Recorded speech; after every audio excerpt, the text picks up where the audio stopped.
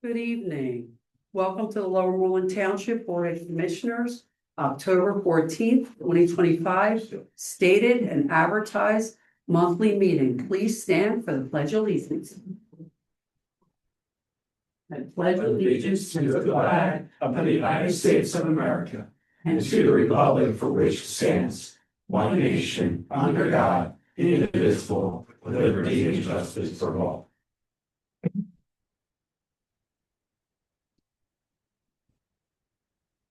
We have a presentation tonight. Is anyone here from the First Baptist Church of Huntingdon Valley? If not, okay, we'll hold this just in case they come a little bit later. All right. You can still do the proclamation, we can send it to them. Okay. We will do that. Okay. This is a resolution of the Lower Moreland Township Board of Commissioners. This was to be presented to the First Baptist Church of Huntingdon Valley.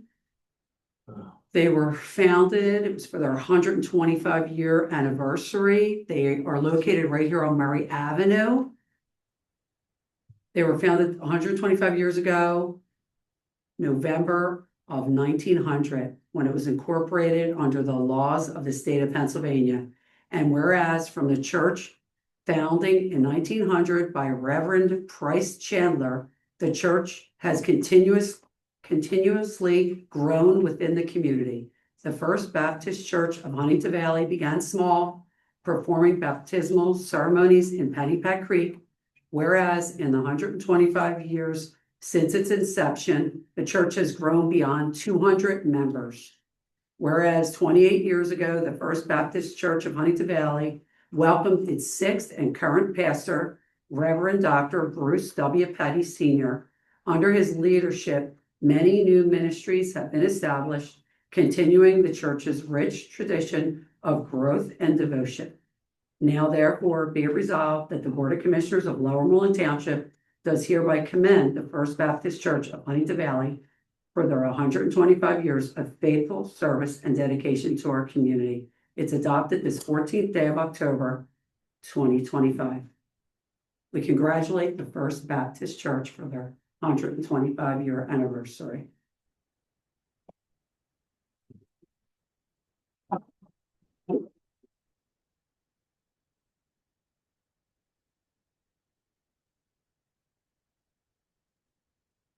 So I want to start off by saying we welcome everyone, and we are really glad that you came this evening. It's important that all of your concerns are really important to us. We appreciate that the community is interested in participating in our meetings tonight and always.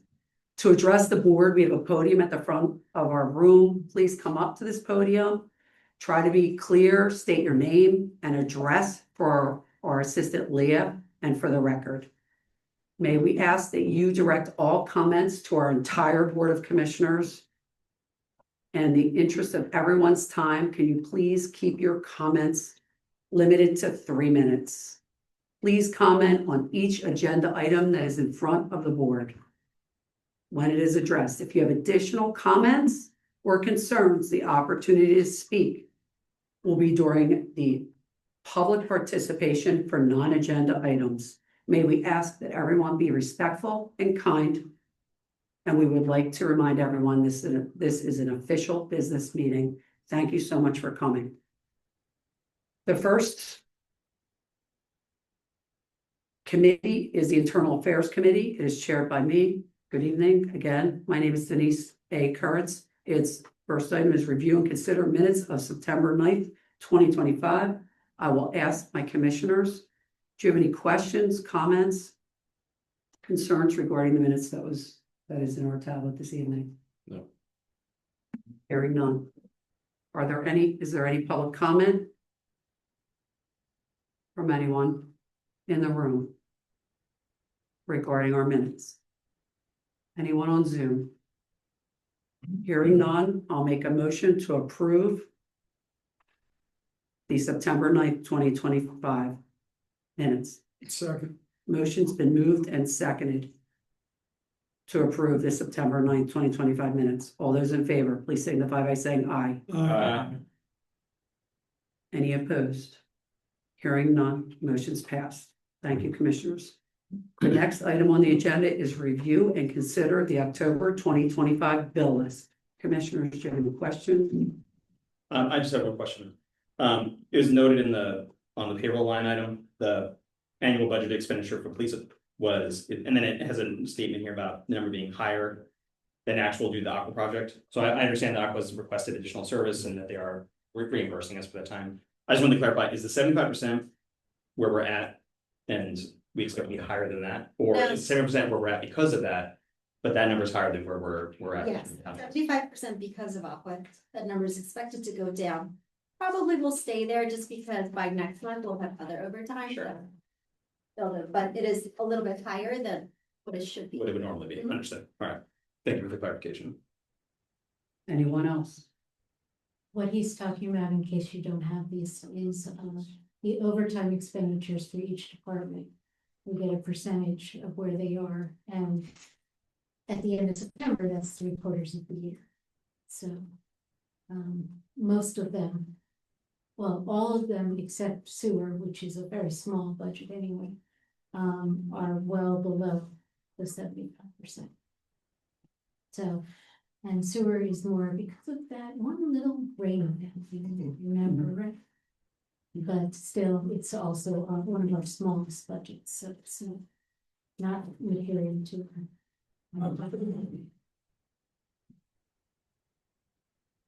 Okay, anyone else? Any public comment? From anyone in the room? Anyone in the room? Anyone on Zoom? Hearing none, I'll make a motion to approve the October 2025 bill list. Second. Motion's been moved and seconded to approve the October 2025 bill list. All those in favor, please signify by saying aye. Aye. Next item on my agenda is review and consider appointment of township auditor. In accordance with our first-class township code, the township is required to appoint an auditor at least 30 days prior to the close of our fiscal year. In 2022, an RFP resulted in 3 proposals for our 2022 through 2026 audits. Staff recommended and the board selected the proposals from B. Bergball and Company. The 2025 audit fee will be $24,100. Does anyone have any questions regarding? Anyone from the public comment?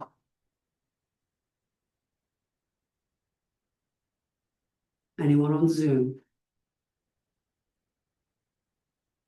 Hearing none, I'll make a motion to approve. We have a resolution on our book appointing B. Bergfall as our township auditor for 2025. Second.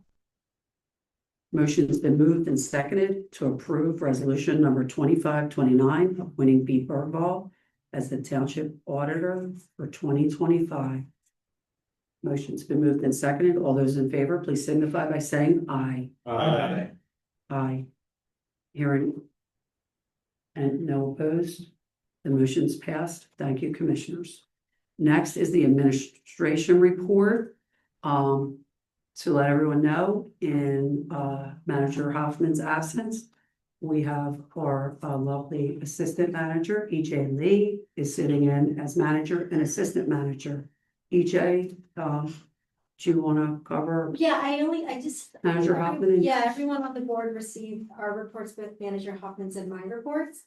I just want to bring up one housekeeping item in that at the beginning of 2025, when we advertised all our meetings, we did note that the November meeting fell on Veterans Day, which is the second Tuesday of the month. So I just wanted to note that we will be advertising to let everyone know that that meeting was actually moved to Monday prior. So November's meeting is Monday, November 10th.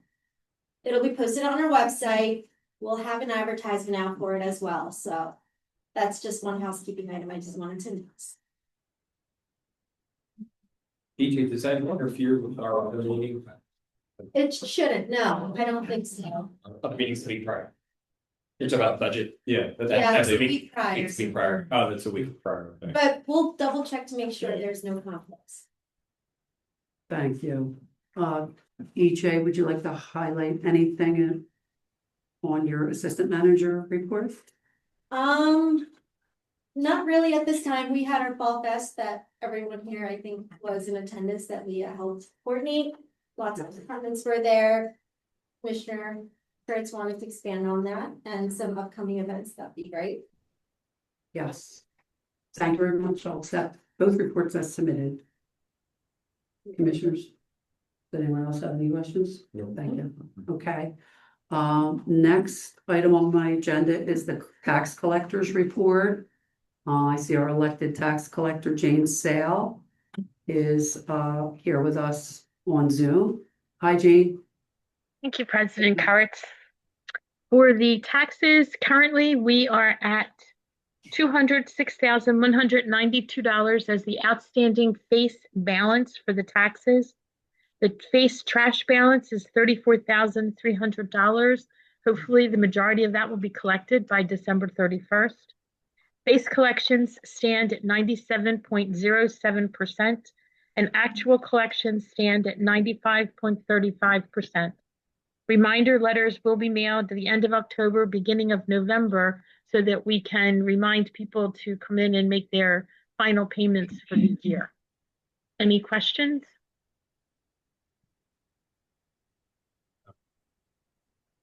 Thank you very much, Jane. I'll accept your report as submitted. Thank you. Thank you. Next is my liaison report.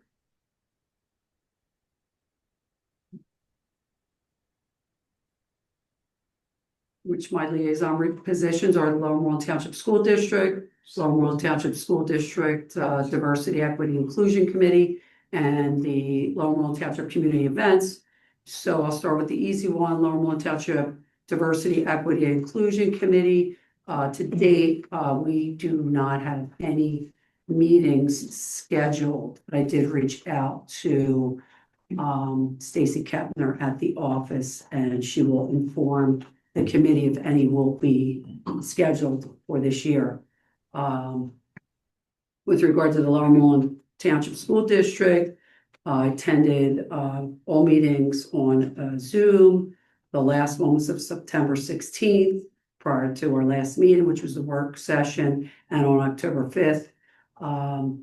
Both were very short but informative. All the information is on their website at www.lmtsd.org. They have meetings in person and on Zoom. Their next public meeting is scheduled for October 21st at 7 p.m. And the location of their meetings are in the Black Box Room and again on Zoom. The Lower Moreland Township Community Events, again, as EJ said, this past Saturday, we had a fabulous event. The township and the police department, we are guests of the fire company, Fetters Mill Fire Rescue, which is Huntingdon Valley Fire Company, Brenathan Fire, held a fabulous fire prevention day. Some other fire companies located close by also joined in, and despite the weather, it was very well attended. All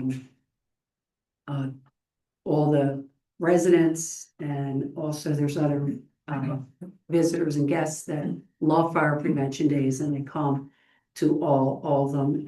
They had a lot of information, it was a great educational experience for everyone that attended. Safety information, and they did a fabulous job. I hats off to all of them. We had our open house on the township side. There was pumpkin painting. It's always a hit with the kids. We had a great deal of information at our table for the residents. We gave away reusable bags. And our assistant Leah did a fabulous job. She also had a lot of QR codes, which is the newest thing. We had our new trash toter, which is, Steve, it's 96 gallons, correct? 96 gallons, it's a big toter, So that was on display for residents to take a look at, and they'll be receiving that once the new contract starts in January 2026. The Public Works had their truck with a plow and a small station, and one of my favorite, they had a whole lot of little ducks for the kids, but one of my favorite one was this construction duck. The kids just love these. They were a big hit. So we also encouraged each resident to sign up for Ready Montco in effort to receive notifications regarding emergencies, severe weather alerts, crime and disasters in Montgomery County. But you can also click on Lower Moreland Township for notifications.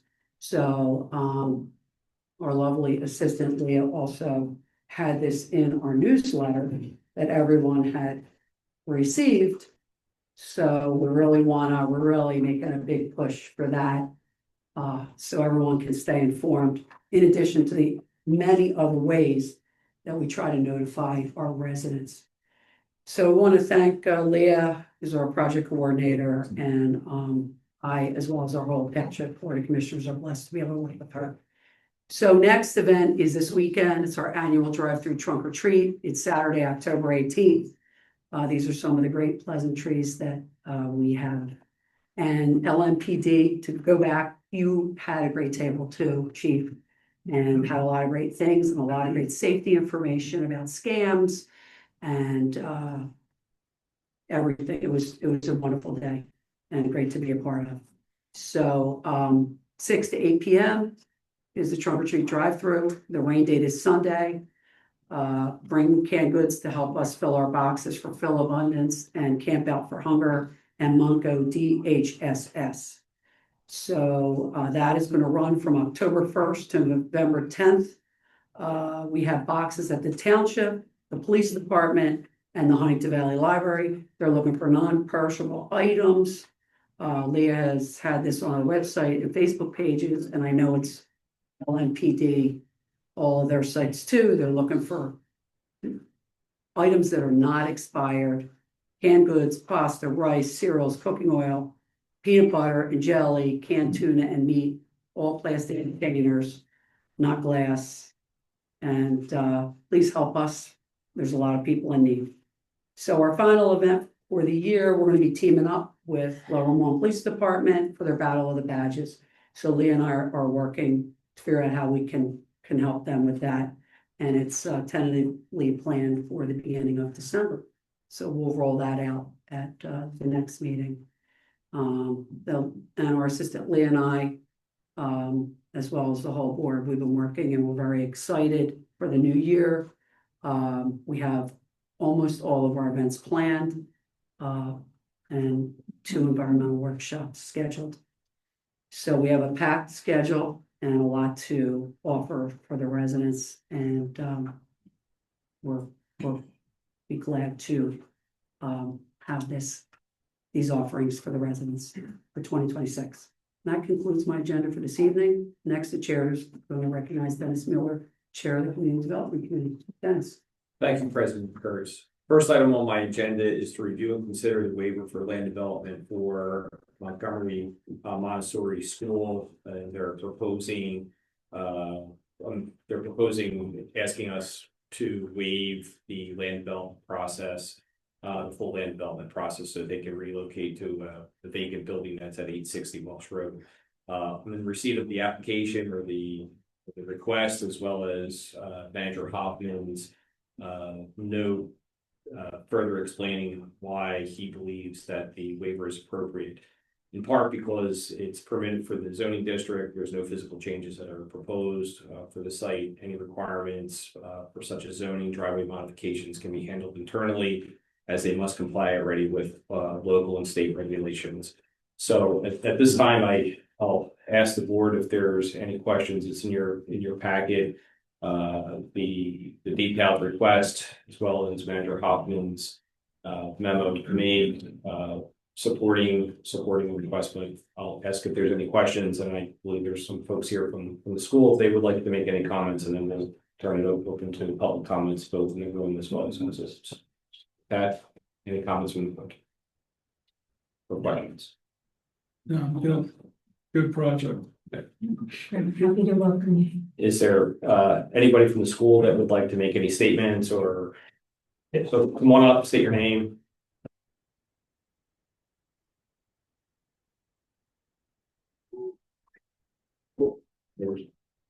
Good evening, Matthew Brinberg. I'm counsel for Ms. Slifer in the Montessori school. Given the posture of what I just heard, I won't waste any of your precious time this evening, other than to say this is an excellent project with minimal impact on the actual building, no exterior impact on the community. There's no modifications being made. I believe this would be an appropriate matter to be waived. This is an entity that had a severe hardship imposed upon it unexpectedly at its other property. And their addition to your community would well serve the public, which includes subsidized daycare for students and families who cannot otherwise afford it. So I would ask that you recommend and approve the waiver, and available to answer any questions that you may have. Are you guys looking to make this a long-term home, or is this Yes. temporary? We were actually at our other site for 38 years and hopefully 38 more. Good. Are there any questions from the public? Able to? Okay.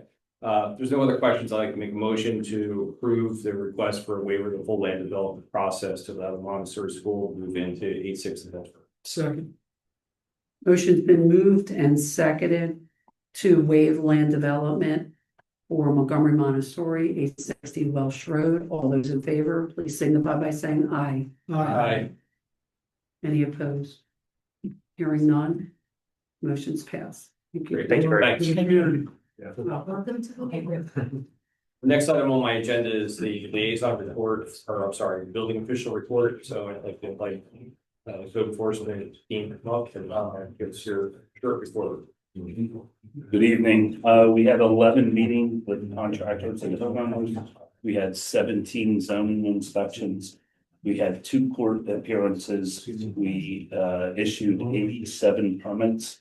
And we had 17 use and occupancies, 6 of them at the townhomes. So we attended a PASO meeting and a PennDOT meeting. So is there any questions? Have you seen less or more of just in terms of people coming in for permits or great question I want to ask is people that should have permits and haven't gotten permits, is there a higher incidence that we're seeing now of work being done without permits, and we're finding more opportunities to encourage people to?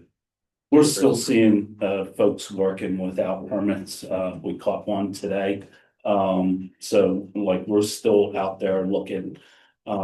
We still get complaints about folks working without permits. We go out, we check them. In the last month, I think we've had about 4 or 5. In addition, myself and Bob Shawley's been out at a couple commercial properties where we've seen some use and occupancies without any proper permits. So we're catching some businesses that have also been started without any permits. So, any other questions? Thanks for catching. The last item on my agenda is my liaison report for Pennypack Ecological Restoration and Trust. We had 2 meetings this past month. The first was their quarterly board meeting, and it was really deferred for their strategic planning meetings. So the board for Pennypack got together for a day to look at items and how they can strengthen their 5-year strategic plan. Part of it includes additional land, possible acquisitions, as well as other opportunities to further build the trust. Overall, I would say that the trust is in a healthy, steady state, and they're looking to do more work locally. So that concludes my agenda items, and I'll return it back to you, President Kurtz. Thank you, Commissioner Mueller. Next, the chair recognizes Commissioner Hausen, Chair of the Public Property Committee. Yeah, the board will meet in executive session after this meeting to discuss the details regarding the property appraisal and offer to purchase. We've had, the appraisal has come in and we know what that is and we know what the asking price is. There's a property, just to give you a little background, that we're looking to purchase using the Montco Forever Green grant. And an angel investor or angel donor, I should say, who will reimburse us for any amounts that the township would have to pay. So it would be zero cost to us to create a small park. I'm not going to give you the address because, we have called it. But for this meeting, we want the board to consider the resolution 25-30 authorizing the Montco Forever Green application. Does anybody have any questions? I think it's great. No, wonderful. Always love another part. That's true. Any questions from the public? Okay. I'd like to make a motion to approve resolution number 25-30, authorizing the Montco Forever Green application. Motion's been moved and seconded to authorize resolution number 2530, authorizing the Montco Forever Green application as described. All those in favor, please signify by saying aye. Aye. Any opposed?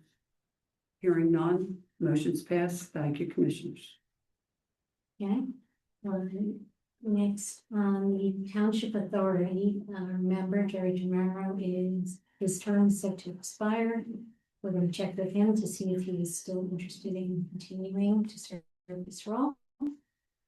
On the sewer department report, we had, our usual monthly flows, but there's something that I wanted to, do we have it to put on? Do we have this to put on there or no? I do not have that. Okay. I had this sent out to the rest of the Board of Commissioners because I felt it was very, important to point out some of the things that they've been doing. We have a very small but mighty sewer department, and they have been doing a relining project. And the relining project is to keep stormwater from going into our sewer, which is not, something you don't want to do. All of our sewer products have to be pushed upstream, except for we have some that go to Chapel Hill, our own processing plant. But the rest get pushed up to Philadelphia, and we have to pay them for what we submit. So our goal is to keep those down, and keep any, it's called intrusions. I9. Infiltration and inflow. Infiltrations. The dreaded problem with sources, pipes, always leaks. Right, but by doing the relining project that we do every year, we have significantly reduced the infiltration that we're seeing coming in from storm surges. And I thought it was important to point that out because it's nice to point out successes, not just failures. So, I just wanted to tell you all about that. Does anybody have any questions on our sewer? No. Okay. Next I have the Township Authority. It's also my liaison position. They actually had a meeting last week. I brought ice cream. Very important. But there were two items that came up that we thought would be important to you. One is that our agreement with the Philadelphia Water Department has expired, but they have extended it it's essentially indefinitely, technically till 9/30, essentially indefinitely until we come to terms with contract issues. Those contract issues are currently being negotiated. We also have not had an exceedance for quite a while, and I think our relining project has helped significantly with that. And the last item is the 2026 budget for the sewer fund and the stormwater fund. And the bottom line that most of you will be interested in is that we will not need an increase for sewer or stormwater.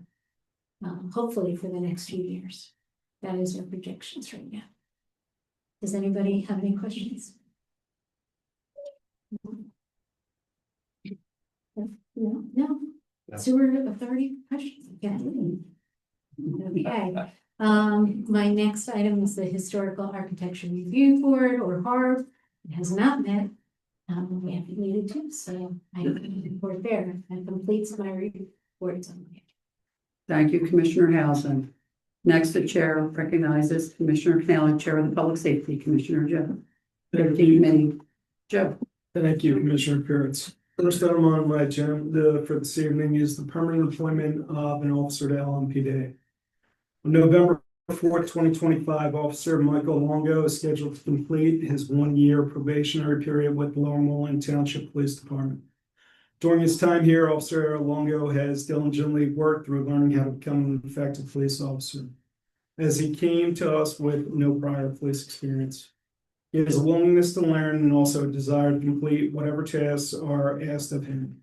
He has also proven to be dedicated to this department and community. Upon the 11-month review of Officer Longo was completed on October 2nd, 2025, which is in line with the field training program requirements.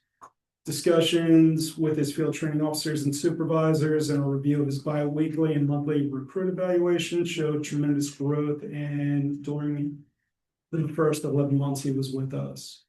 As a result, the chief has recommended Officer Michael Longo be appointed as a permanent member of the Lower Moreland Police Department effective November 4th, 2025.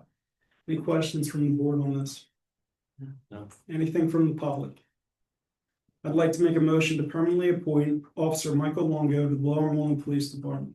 Second. Motion's been moved and seconded to appoint Officer Michael Longo to the Lower Moreland Police Department. All those in favor, please signify by saying aye. Aye. Any opposed? Hearing none. Motion's passed to appoint Officer Longo to LMPD. Congratulations, Officer Longo. Is it here tonight? He is out here. Well, good for him. All right, next up on my agenda is the Fire Relief Association designation. One of the administrative items required forming the new FMFR operations and relief entities is to amend the township ordinance, which names the recipient of our annual relief allocation. The current ordinance dates back to 1931. Manager Hoffman has spoken with Huntingdon Valley Fire Company President Craig Colbert on several occasions, and he has confirmed under the correct parameters that Huntingdon Valley's Relief Association will consolidate their assets into the new Fetters Mill Fire Relief Association. Solicitor Rice is drafting bylaws and a consolidation agreement now, which will be presented to Craig shortly. In the meantime, it would be prudent to modify the township's local ordinance to name Fetters Mill Fire Relief Association as the recipient of our state funds. We're making the recommendation authorizing Solicitor Rice to advertise an ordinance for this purpose. Is there any questions on this from the board? Any questions from the public on this? No. All right, with no questions, I would like to make the motion to authorize the advertising of an ordinance naming Fetters Mill Fire Relief Association as the recipient of the township relief funds. Second. Motion's been moved and seconded to authorize advertising an ordinance naming Fetters Mill Fire Relief Association as the recipient of the township's relief allocation. All those in favor, please signify by saying aye. Aye. Any opposed? I hear none. Motion's passed. Thank you, Commissioners. Next up on my agenda is the HV Library roof bids. The bid opening of the Huntingdon Valley Library roof project occurred on Tuesday, October 7th at 10 a.m. We received 5 bids. Vertex Roofing Contractors, 48.2. Designs Construction, 51,250.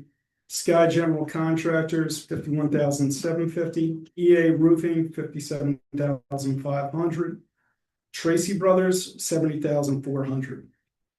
Steve Warner will confirm the references for Vertex and Designs being backup, so the work can be made at the October meeting. These bids were far lower than the quote we received through the Omnia Cooperative Purchasing Agreement, which is one of the state contracts we're a part of. Steve, did you have the time to confirm the references on these Yeah, companies? Yep. And they did plenty of work. They're from Virginia, so we were a little concerned at first, but they did big work at Moreland, Bucks County Housing Authority, David Food, and they just finished up at Auburn School District. Sounds good. So you're comfortable with Vertex? Yes. Then? Yep. All right. Any further questions from the board on this? Anything from the public on this? I'd like to make a motion to award the HV library roof contract to Vertex Roofing Contractors for $48,200. Second. Motion's been moved and seconded to award the HV library roof contract to Vertex Roofing Contractors for $48,200. All those in favor, please signify by saying aye. Aye. And just going back to this, Omnia was what, almost 85, 89,000? Yeah, when I originally looked at the budget last year for this, we were around 60 some, and then, yeah, when I started the Omni and CoStar, some of them, we're anywhere from 60 to 160. Wow. So that's why we decided to put it out the public bid. Huge savings. And, yeah, because sometimes it is worth the trouble to Especially in do this the public. situation. Yeah. Yep, without doubt. When's that looking to start? They know that that's done by the end of this year, so as soon as since it's approved now, I'll give them a call tomorrow. In the next 30 days. I heard no opposed. Motion's passed. Thank you, Commissioners. Go ahead, Jonas. All right, next up, Chief, your report. Full report was submitted, so if there's any specific questions on that, please let me know. Another busy month overall, just under 1,800 calls for service, and again, just a reminder that includes all our self-initiated and responsive work. Medical calls and traffic-related calls were our number one for the month. Biggest crimes were thefts and frauds, as they kind of have tended to be. We did also complete our DUI checkpoint, where we had 9 arrests and multiple traffic warnings from that. That was along Philmont Avenue, so it was a good success. As noted with the overtime budget, we did have that with the aqua work being done on Philmont Avenue. We had 2 officers assigned each and every day for the entirety of it for the first 2 weeks. That was all reimbursed by Aqua. It is stopped now, our presence. They've not asked for us to come out there anymore. We are keeping a monitoring as best we can. Just a presence in the neighborhoods. We did some social media posts and had some barricades out to kind of deter some of the cut through traffic to hopefully avoid some of those problems that we were concerned with. Biggest crime things for us this month. We did have a lot of solicitors. Just a reminder that we always post them on our social media who is approved. So if you're not sure, just call us. Even if they are approved, we don't mind coming out just to confirm. We don't ever assume that, if we approve 6 permits for one company that they're not going to send extra people. So we don't mind coming out and verifying that. But anything unusual visitors, or people posing as utility workers, we also posted that. That's some of the crime trends from the area. And again, if it just is strange or unusual, just call 911. You can ask them for their ID as well. Solicitors, if they come, if they don't have, it's a big square permit that we give them in a lanyard that then they're not permitted to be there. They're supposed to have that with them at all times. And just my monthly reminder with the increase in thefts, again, just lock your doors and your cars and your homes. It deters a lot of the crimes that are happening. We did complete our new officer testing process. Our list was recently certified by the Civil Service Commission. We have some very good candidates. We're in the background phase right now. They should be done in November. So hopefully we can get that next officer on board before the end of the year. Some of our completed community engagement on September 1st, we did partnered with Philmont Country Club. They had a touch a truck event. Even one of our officers volunteered to sit in the dunk tank and got dunked several times, which was good. We also had a couple station tours that occurred in the month of September. And then upcoming, we have our life skills group. It's a yearly tour we do with the school district. They bring their life skills kids down to the police department. We give them a full tour, let them try on some of the equipment, show them the police cars, the jail cells is always one of the favorites of everybody. We have our drug take back day coming up on October 25th. And just a reminder, that's the day when you can bring in everything, but always a reminder, we have our med bin at the station at all times. You can come and drop off any old expired medications and we will dispose of them. We are also coming up partnering with Autism Cares again to do a Citizens Police Academy for the Autism Cares group. So that'll be the end of October where we're starting that up. I believe it'll be five consecutive Tuesdays, I believe that is, Tuesdays or Thursdays. And then on 12/6, as noted, we have our Battle of the Badges event, which is Toys for Tots. So that'll be coming up as well. I believe the tentative date is December 6th on that. So any specific questions? Any questions from the board, from the public? Thank you, Chief. And we do intend to beat the fire department and the ambulance. Sorry. Always do. Fire Marshal Shaw. Good evening, Commissioners. Just a couple quick things for my report. Due to the incidents in local churches and synagogues in the last couple of months, St. Albert's reached out to us to do to review their incident action plan and beef up some of the security. So working with Detective Justin Brommer and Rich Worthington, we're working with them on some protective measures also for fire drills, and they would like to do a full evacuation sometime this year. So we're going to work with them on that. As you know, we have the EDITS program every 2 years where we bring in speakers. Unfortunately, there's plenty of that around that would have disasters or school shootings or something like that. So we are now starting the program up. We're looking for the October of 2026, and we're starting to get some speakers for that symposium. We're probably going to stay at the same place at Normandy Farms in Bluebell, and we're looking at over 425 people who attended last year. It was sold out within 2 months, so that'll be up and coming very, very soon. Montgomery County Public Safety is pleased to announce a partnership with the Montgomery County Tech Schools, and it's going to be called the Future First Responders of Montgomery County, called FFRMC. This program will hope to start in 2026-27 school year, which 12 students who meet certain criteria can move on to become firefighters or EMTs. Funding is being looked into right now, and so is the legal documentation. It looks promising, so hopefully that'll kick off in a year or two. Montgomery County Hazmat Team successfully got their state certification for the next 4 years. They do constantly training every month along with the Urban Search and Rescue Team. And this month is the Limerick generating skill drill. This will be at the Limerick plant. Limerick plant has a major spiller release. One of the Montgomery County Hazmat Team will be at the Plymouth Fire Company. We did a drill there, and we'll be at the Plymouth Meeting Mall, which is one of the sites for the decon. As far as investigations, it was mostly just hazmats this past month, where I'm a member, and you'll see where we responded to and assisted them. We've done some fire safety drill programs for Glory Day School, Valley Christian, and just want to reiterate what Officer Middleman had said. We were at 3103 Philmont Avenue. We found a total of 8 businesses so far that do not have UNOs. There's been a language barrier in some of them, and there is a new property maintenance company representative come in. So we are working with them to get the UNOs. We also, during the UNO process and the inspections, we found some illegal work being done. So again, we're working on with them to not only keep the business in the township, but to make it safe. The same company also owns 2727 Philmont. 2 of the businesses were shut down by sheriffs. That was reopened, and now we are working with them on the UNO and their fire inspection as well. Other additional questions there? Not for me. So, anything from the board, public? Thanks, Bob. Yep. Chief Showmaker. All right, good evening, everyone. How are we doing tonight? I have submitted my joint report to both managers of the borough and the township.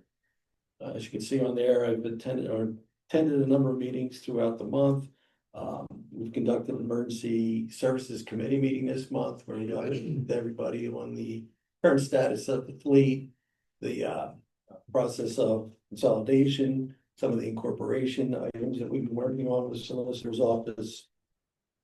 I've attended the Brennan Fire Company Board of Directors meeting via Zoom. Participated in a number of county meetings, Emergency Medical Association meetings, which is new to me. And I've been meeting with a number of the Montgomery County career fire chiefs regarding common issues that we all are facing, and we're able to share ideas, which has been working out really good. We met with Representative Gens's staff regarding some grant opportunities for some expensive EMS equipment we're in need of, and the form of stretchers and so forth. There's been a number of training items that I've been involved with too. I've been participating in a couple classes to keep my EMS con-eds up. Bob and I both attended a fatal arson class over in Moreland Township this past month. And I also attended a standpipe inspection class at Montgomery County Fire Academy that helps us keep up our con-eds that are required for our building department licenses and inspection licenses as well. Administratively, we've been working on a suspension issue with engine 19.1, which is one of the Brennan pieces. It's scheduled to go out to have some pieces replace some shock absorbers immediately when it comes back. That vehicle will go up for sale, and we hope to be successful in selling that in the near future. But that's the first piece that we talked about on the fleet reduction. We were a little delayed getting the advertisement out because we have to make the repair on the truck first. We've been working on a number of standard operating procedures and implementing that for response to incidents. And we've been doing a lot of Relief Association regulation research, trying to get some information together, and for the document that you just heard about, and trying to get familiar with some of the inner workings of that as well, and the more advanced items that come into play with that and how to actually form that. One of the things I found in my research was that there hasn't been many firefighter relief associations developed within the last probably 10, 15 years. In fact, I couldn't come up with one that's been completed yet. So trying to find the avenue to proceed with that's been a little challenging, but I think through Solicitor Rice's office, I think we're on a path to get that taken care of.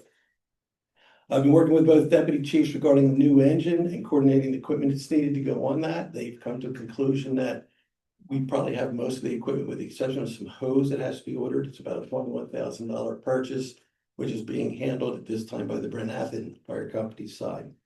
That engine is scheduled, it's actually online this week. I hope to start getting some pictures in the progress of it.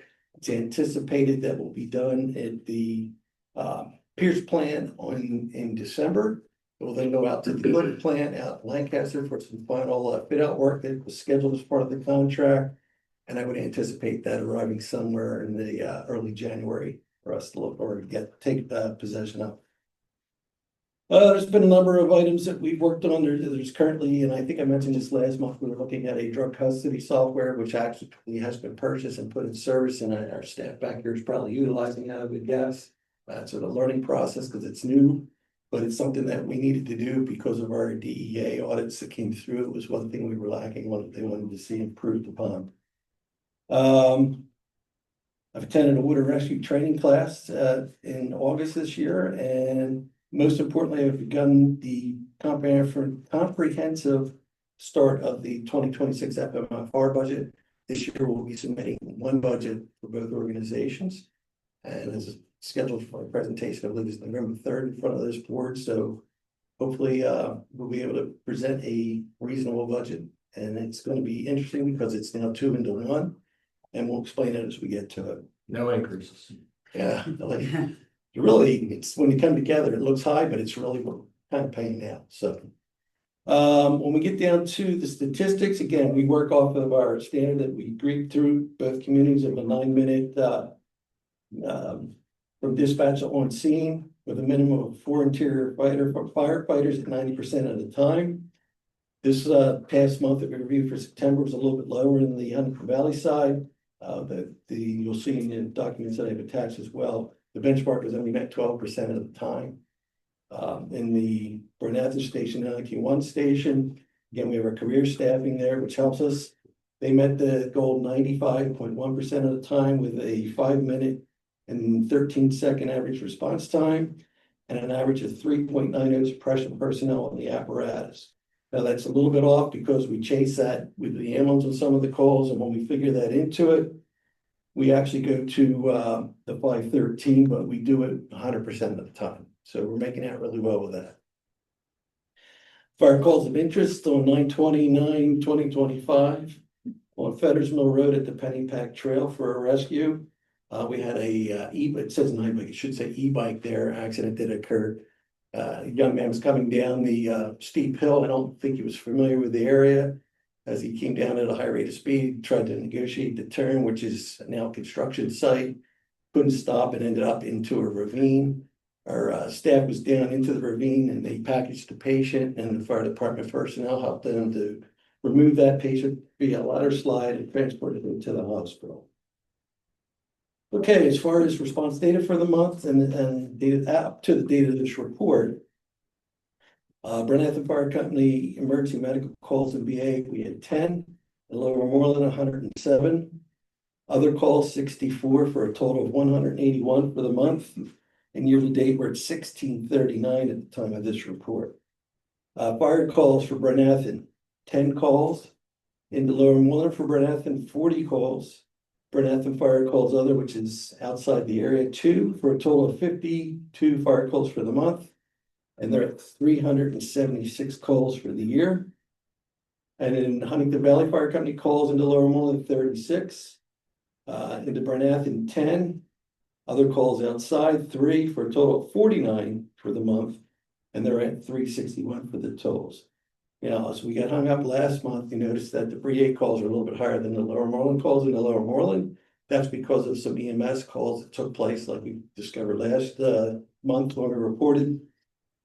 And so they're actually reported, it's an EMS call that's reported as a fire call. Yeah, well, what happened, the fire engine actually responds to back up the ambulance. Want to call it, they might have got called in to help them out because of the either. The ambulance call comes in and Lower Moreland and Brenathan sends their ambulance, they send a fire truck with it. They called for the fire truck, or the fire truck was requested because of their EMS personnel, and that was the vehicle that was available. So that gets counted technically as a fire call by Montgomery County standards. Okay. All right.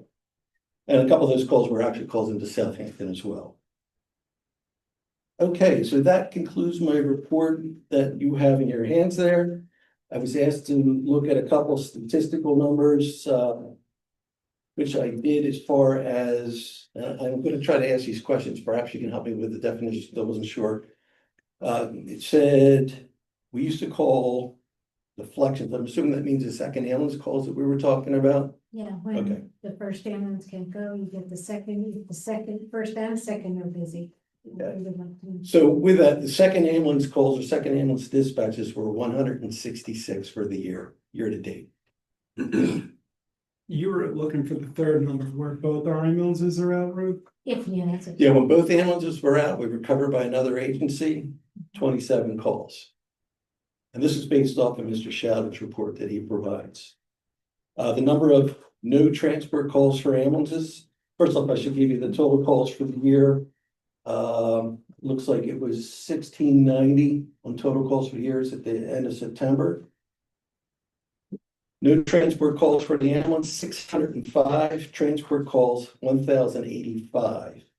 Was also asked the number of calls to assisted living facilities versus regular homes. I'll give you our high target facilities are not all assisted living. They may be elderly living or high populated areas. There was 423 calls to those facilities. And of those facilities, we have the Huntingdon Valley Nursing Home and Rehab. That was for 11 calls. Again, these are year-to-date calls. Gloria Day Towers, dispatch is 72. Gloria Day Manor Campus dispatches 76. Artist Senior Living 31. Carson Terrace 49. And Crescent Fields Huntingdon Valley Senior Living 184. And the one to take note of is the Huntingdon Valley Rehab. It was closed for the first 9 months of the year. And it's still not populated totally, so that's what that all would about. be significantly higher. 180 calls in 1 month? No, 1 year, that's year to date. These are Those are your days. And that should be about 100 calls to that facility a year. It scatters around per month, but for the month of September, there were 22 calls there. Put the new firehouse right in their parking lot. By the flood area, I don't want to do that. In addition to that, I was asked, I think Ruth, you were referring to the stipend program and the other documents. So I started to take a little bit of a look at that. And from year to date, I can't give you the true amount of shifts that they staff. The idea behind the stipend program was to staff during the daytime hours of 6 a.m. to 6 p. 5 people. We didn't meet that very many times. We did then adjust to actually adding a night component to that from 6 p. to 12 a. They're putting 2 people on that. That's scattered, and that is Tuesday nights, Thursday nights, and Friday nights that they're doing that. You know, when I look at the sheets for that, when I go from January through October, back in January, we seem to be pretty strong getting the numbers. It was mostly 4 during the day. And as we progressed down through to October, we really trended off terribly. And right now, there's days we don't have anybody. There's days we may have 1 or 2. I talked to the chief about that, Chief Middleman, and the decision was made that if we have 2 or less, they are to report to the other station. And if they refuse to go to the other station, then we send them home. So that's how we handle that now. We don't like to do that, but again, today was a prime example. We had one gentleman on for the stipend program. He was detailed up to the Bernathen station. They took the tower up there. We were able to field 2 pieces of apparatus. In fact, we had an elevator rescue this morning. So they were able to handle that with the 2 pieces there. The problem with it, I can't direct the stipend crew members what to do until they're on the fire ground by FLSA regulations. They fall under the fire company, so they could refuse to go if they wish, but it's their decision. So that is where we're at with that. I hope that answers your questions that you had on that. Yeah. Okay. So you're saying you can't talk to them prior to them showing up for that shift until they show up for the shift, and at that point, if it's just 1 or 2 bodies, you say. I don't say. Chief says. Okay. Then chief says there's only 2 of you. It'll work out better if you guys go up to the other station and work together with them. Right. And then that makes the response time quicker, or Yeah. because 2 guys are useless here. Well, they're not doing as much good here because we have some regulations we have to follow. There's one law called 2 in, 2 out. It's an OSHA regulation. Okay. We try to do that jointly. But if we have less than 3 or we have 1, we can't drive the truck by 1 person. It's just So you're waiting for other people to get here to react to the phone call. Yeah, but they're not coming because we're not getting volunteers during the day. It's very, very rare that we get volunteers during the day, unless Bobby or Ted or somebody hops on the truck and they're available. So it's just another issue we're trying to deal with the best we can, and by combining them with the 2 stations, I feel is probably the best solution why we have them. But, you know, again, we all know that the volunteer system is doing it not here, but everywhere.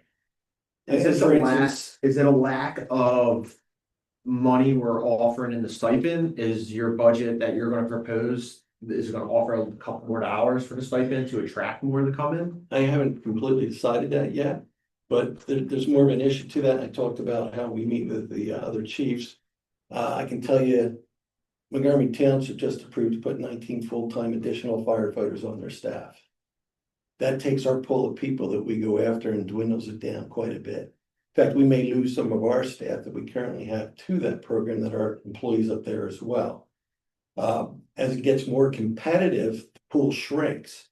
When the pool shrinks, so does the personnel that you have available to you, or the qualifications of the personnel that you can go after.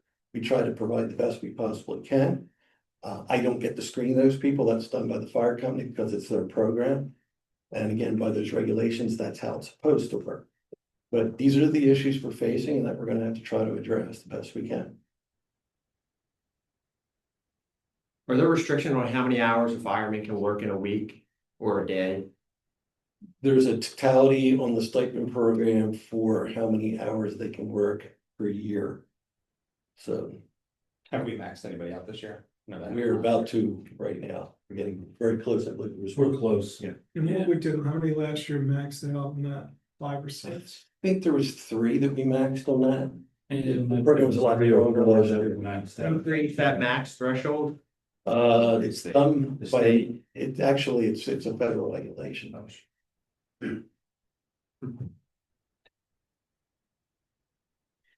Any other questions for the chief? Any questions from the public on this? Thank you, chief. That takes me, I just wanted to thank him for responding to my questions. he didn't hear you on that. I'm sorry. Ruth said thanks for answering her question. Okay, no problem. Thank you.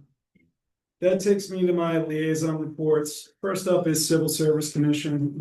As the chief mentioned, they met last week. They're going to be certifying a new list. Candidates are in background. Hopefully we'll have somebody by mid-November for that. That's all I have on civil service. Regarding the library, some great events that occurred recently was Friends Nights last weekend. It was their 55th anniversary, or excuse me, last Friday night, yes. Also Movie on the Hill, great event. And of course, they were at fire prevention, had a table there. Awesome job as always by the library. Ton of great events coming up. Check out their website for all the details. That's all I have. Back to you, Commissioner Kurtz. Thank you, Commissioner Finelli. Next, Chair recognizes Commissioner Pace, Thanks. Chair of the Public Works Committee. Joe. Thanks, Denise. Item S, review and consider HVAA use agreement. Manager Hoffman met with President of HVAA, Ali O'Brien, on September 23rd to review it. Their agreement is up at the end of this year. And I'm going to read the terms of the proposed 5-year contract with them. So the agreement covers Valley Center Park, Lower Moreland and Ridgeway Parks, and use of the Red Line Gym. The use fee agreement maintains a registration fee for Lower Moreland residents. So every time somebody registers for a sport, a Lower Moreland resident, they pay $10 at registration time. So the township recoups $10 per registration per kid from the township. $20 for a non-resident of Lower Moreland. So if you live outside the area and you register to play for HVA, you pay $20 registration fee. The township gets that. The Valley Center Park turf fee, based on turf replacement MOU, HVA has 50% of the replacement cost responsibility. To cover that future expense, they pay $20,000 annually to the township, which is deposited in the Township Park and Rec Capital Fund. HVA also will reimburse late usage at $10 per hour. The Red Line Gym office is also part of this agreement that HVA utilizes in the space of the gym.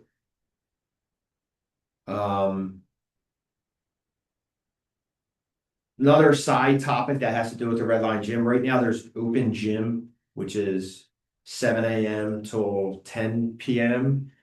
And unless there's a permit pulled for HVAA or a basketball clinic that some people use it for.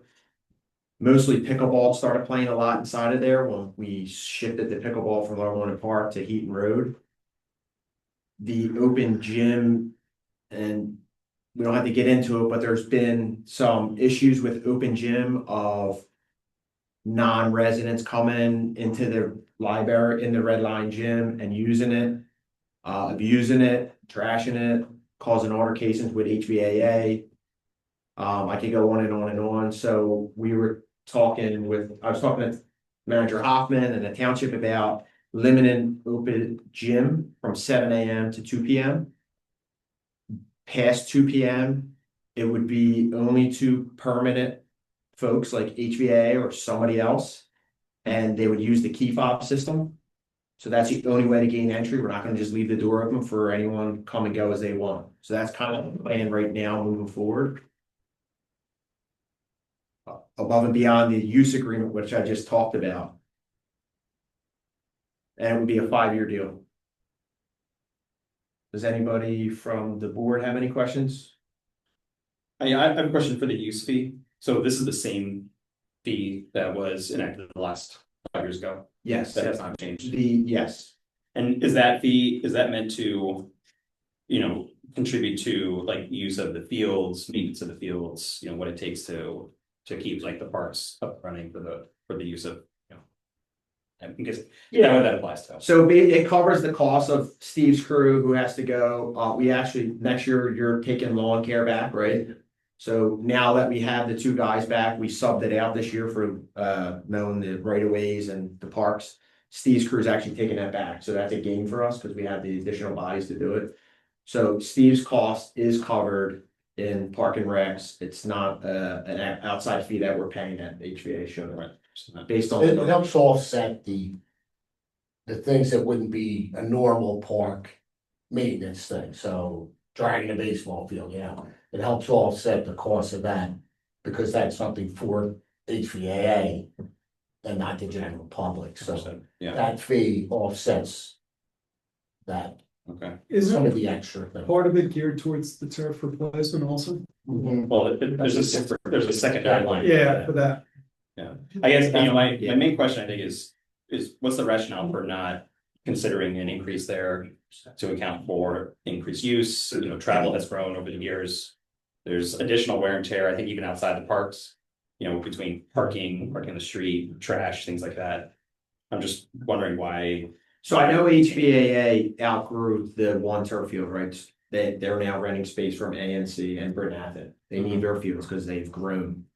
The reality is, and I don't have a problem with it, but I think that if our costs are covered, right? The 20,000 is enough to cover the cost of the replacement of the turf. The last turf was covered under warranty. I think that you try to not make a for-profit on something for local residents and even non-resident children have a place to play, right? So I don't know that we want to raise it and then raise the cost to a parent who wants a kid to play baseball.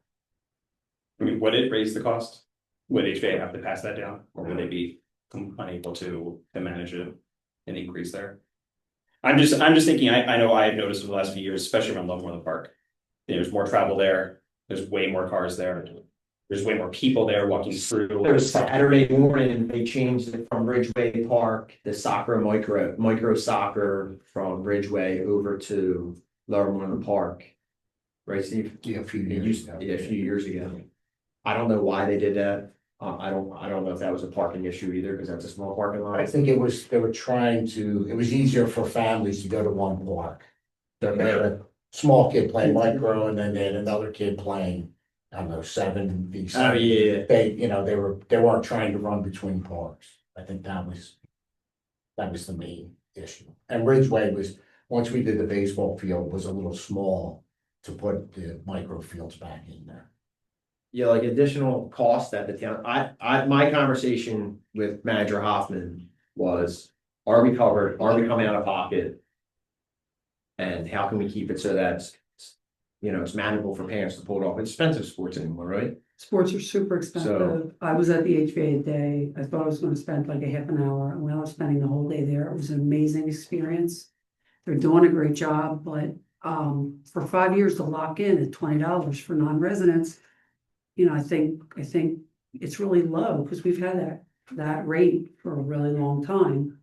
I mean, our residents, it's in our taxes, but I think that I want to make sure that we're gonna be able to cover our costs, for, no offense to non-residents, and I want kids to have a place to play and everything, but I want to make sure that our costs are gonna be, I get those calls, our park and that park, Lower Moreland Park, has grown. There's a lot more nets. It's being used to its fullest capacity, right, Steve? Yes. So that anyone that ever imagined, but to me, I look at this as a positive. The kids are staying active. They're not with their whatever game systems. They're not on their phones. It's just amazing to be out there and watching kids staying active and not in the house. And I do think HA is doing an amazing job, but to lock in for 5 years with and I pick up trash, and a lot of residents pick up trash, and we help out. And I helped kids in the snack stand, and the kids were great, the teenagers. I just dug in and said, hey, I'm gonna help you guys out. Just because I saw they were you know. So what do you think help. the I think that more the residential payers should pay? non-residents to lock in at that $20, it's been $20 for a really, really long time. I think that that's something that we should revisit every year instead of, How much do we generate? How much comes in? to just make sure that we're covering. EJ, do you know that number? Off the top of You know. my head, but I I mean, can generally say whatever About. comes in offsets. is it, I don't have it in front of me, I'm sorry. is it 10,000? Is it 20,000? I don't think there's a lot of, like, I'm just thinking in my head, how many kids really come from wherever to play here? It's not a whole lot. Are we talking like 100 or are we talking like 1,000 outside? Typically, 20% of our kids come from Brunel. Is that considered? Doesn't sound like a lot. non-local? Yeah, that's what I'm trying to figure out here. We're talking a couple hundred kids. What are we talking, $2,000 difference? It's not Going gonna from be a 20 to difference. 40? If you're asking specifically non-residents, I don't have that. You just have the total registration The fee. number that you What's collect. the total registration that we collect? Oh, total that we collect in dollars, do you have? I can look it up. I mean, I hear, I mean, I like the idea that all the things that you said, I agree with all those. I like the idea of keeping the fees low for the sports. It doesn't sound like it's a whole lot of money. And if everything's being covered, it sounds like it's the right decision, but the only thing that gives me a little trepidation is it sounds like that it's been like this for a while and now we're going another 5 years. So is that gonna cover us for all of our costs? But if we're not talking a whole lot of money, then probably not. Yeah, I mean, I think my consideration, number one, is not just for non-Ellen residents, right? We should consider The the whole fee for thing. Ellen residents, the whole thing. That's my. Right, this is the fee that HVA pays us for use of those things. You know, the cost per resident to sign up for sports is considerably higher than that. So it's really a question of whether or not HVA can handle that additional cost. You know, they've expressed ability to invest substantially into fields, you know, field development at the schools, for the football stadiums. They're extending to other fields, so, you know, it doesn't say to me that they are an organization that is unable to handle that. And if I think 5 years from now, they continue to grow, we continue to use those, the wear and tear on the parks as a whole, the additional people that come, because it's not just kids playing, it's their parents, it's their siblings that then play on the parks. It's good to have all these parks. I want them for those kids. We got to maintain them, and we can't just, you know, ask Steve and his team to go above and beyond over the next few years without it also, you know, compensating for that time and compensating for that effort. That's just my question and my ask, and why I'm bringing it up. So the registration fee is directly to the player's parents. It's not to HVA. So when you register, if you go on Demisphere and register a kid, like I just did for HVA, who has tonight is the deadline for HVA. Early registration fee for basketball. If you register your kid at the end, it literally has a cost that you pay. You check $10, and when you check out, that gets billed to the registered player. So that's not being passed to HVA. So Okay. because that is something that like when you sign your kid up for in-house basketball, literally you pay that when you register online.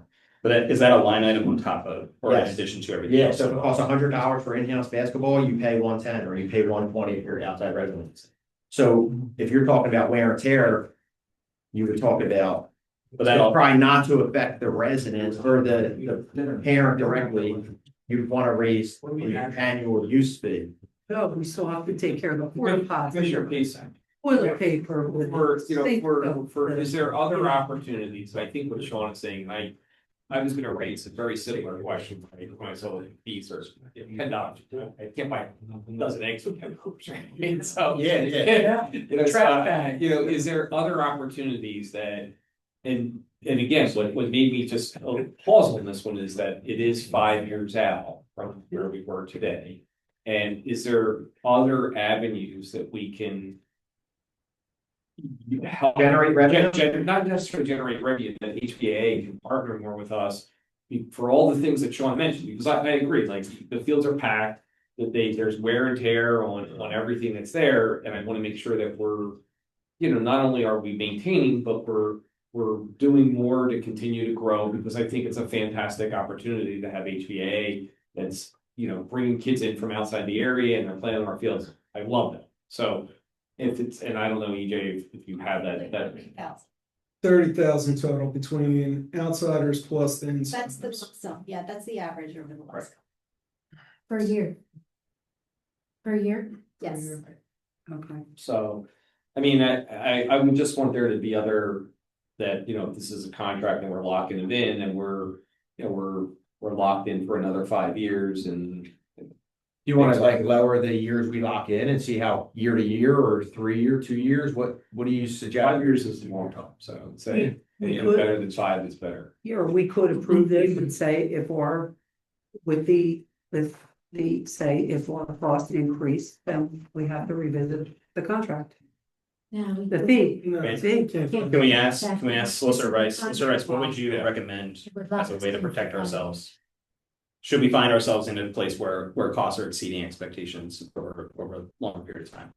Is it better to have a shorter contract, or are there language that we could put in that would allow us to revisit something mid-contract? Yeah, you can establish this fee on a year by year basis. I mean, you could do it as part of your annual reorganization if you want to. Just add that language in here, the fee for 2026 for township residents is $10, subject to modification on a year-to-year basis. So maybe this year you decide to leave it at 10. But you can bring it back and just write that into this facility use fee. That money all comes to the township. They collect it and they give it to the township, right?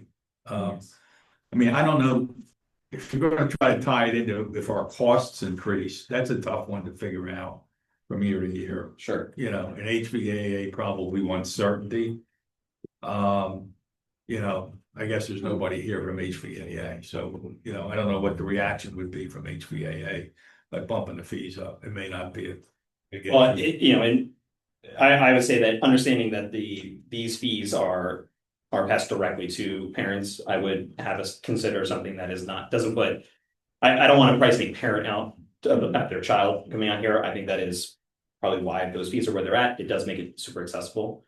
I think we want to consider the possibility that there are other ways that we're just, again, accounting for, use, wear and tear, and future investment that we need to make in these areas, that it's partnered with HVA directly, right? Not necessarily directly on top of the backs of parents participating. I don't think that even if we doubled these residents, $20 for Lower Moreland and 40 for non-Lower Moreland, I don't think that would put a dent in the people's pockets. 30,000 to 60,000, just look at it like that. Yeah. And that would cover what we used last year for the external grass cutting. The one thing I'm looking at on this though is 80% of these are township residents. Yeah. They're paying taxes here all the They are. So it's part of the services that we're providing. Granted, I'm with you. So $10 is light, and I agree that we could increase it. But they're paying one way or another. Either the increase in taxes by the residents and then No, what I'm suggesting is that we increase the contribution from HVA directly, right, into the broad use of these things, not ask residents to pay more per child, because I do think that actually could price people out, right? Everything is, we just know, right, at a macro level, it's making our partner harder to do just about anything. Everything is getting more expensive. I wouldn't ask us to double fees, for example, that go directly to a parent registering their child, right? Multiple children, multiple sports, that can really add up. What I am now suggesting is if we consider similar to like a turf fee, right? Something on top of everything else that gives us sort of a broader coverage should we need to do, bigger projects where we don't necessarily have to negotiate on a project by project basis. We're just in a position to cover whether it's general costs or just, again, like accounting for, future use and future costs that are going to come. So what do you want to do? Double fees on this, or what do you recommend? Well, we can't, we get passed on. like tonight. HVAs. Yeah. No, we can go back. They're gonna pass it to them, right? So we also have. Yeah. I mean, part that of the looks like rental good on, HVA. A line item in there. So part of the conversation I had with Manager Hoffman was, does the township coming out of their pocket? The answer was no. My next question was, all right, what if we have a renovation project or something has to happen? What type of future partnership do we have? His response was, we have a grant in right now for the bathrooms at Lower Moreland Park. A modular bathroom to be built like we have at Valley Center Park. If we're not successful in that, they are going to contribute towards HVA. HVA is going to contribute towards helping fund that.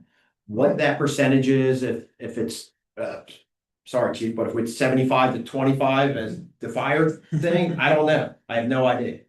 But they are willing to come to the table just like they were because they need more facilities to be able to play sports in the fall because they have no lights anywhere. So they were willing to chunk up money for a light project somewhere. And so they're willing to use some money, right?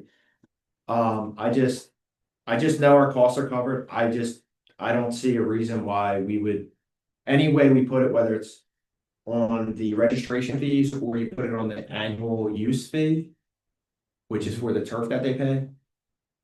It's gonna be passed off to the registration. My only concern is, I mean, and I'm in favor of leaving it where it is right now. I'm just concerned about the 5-year time period, and I would probably feel more comfortable with a lesser time. And it doesn't mean that we would move it at a lesser time. $30,000 isn't a whole lot of money in the grand scheme of things to be able to do any kind of major project. When we talked about bathrooms that were $110,000, which seems a lot. So, but so I just don't want to close the door. I want to continue to work with HVAA. I don't want to nickel and dime them. I don't want to have parents necessarily that pay more.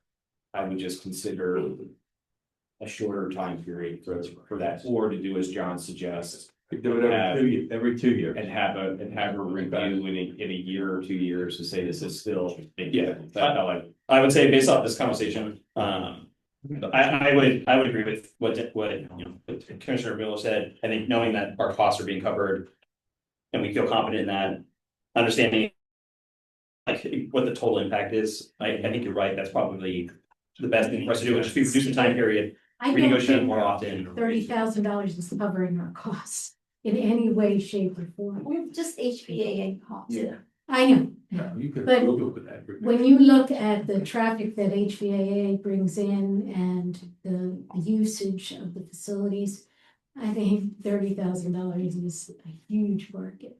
And I understand that 80% of the people are already paying taxes. 20% aren't, but I just think it's important to acknowledge that I do not believe in that $30,000 covers the cost of the incremental cost of HVAA in our facility. I feel like it's important to throw that out there and say that because that's something that keeps being said, but I don't believe that to be the case. And I don't think Manager Hoffman would say those exact words either. I mean, he might have said something along those lines. I mean, some of the things that are right here, they're paying light fees, right? So there's a fee there. So they're paying, the turf fee. So it's not just $30,000 for the registration. There's a bunch of other money that's coming in other areas. It's outlined in this contract, and at the risk of repeating myself, I would say in order to move this along tonight, I would be in favor of leaving the fees where they are at this point in time and consider a shorter period for the contract or a review every 2 years or something. Yeah, and I think just paying, just over that period of time, let's just pay special attention to what we think the costs actually are. Like really look at it deeply and do a deeper analysis, give ourselves time to do that. And then, if 2 years is a good term, then we'll be able to revisit then. We'll have better data. We'll be able to understand what's going on. Okay, circling back from the beginning, and I'm hearing what everybody's saying. My concern was the length of this term for the facility use agreement. I also agree with a lot of what you said, Dennis, and I also agree with what you said, Sean. So I thought 5 years is too long. I'm concerned about fees and the length of the contract. I did ask Solicitor Rice. He said we can approve the facilities use agreement this evening. And also Subject to, and this assumes that HVAA agrees on the other end, but We can agree to everything and just change it from 5 years to 2 years. to 2 years Yeah. this evening. Yeah. Are you good with that, Joe? Okay. Works for me. So that's what we can do tonight and then hope that they're okay with that, just so that we can take that look every 2 years to make sure that we are covering everything we need to cover, because that's what's fair also to our residents that are taxpayers that don't have kids in the program, and that we're making sure we cover everything we need to cover for our facilities. And I want to thank all our commissioners for giving all the good feedback. It's not that we don't, we love the kids, we love the program, we love what they're doing for our community. Absolutely. So, So that would be a motion to approve, subject to reducing the length of the contract from 5 years to 2 years. That's it. All right, so I'll make a under motion, the use fee.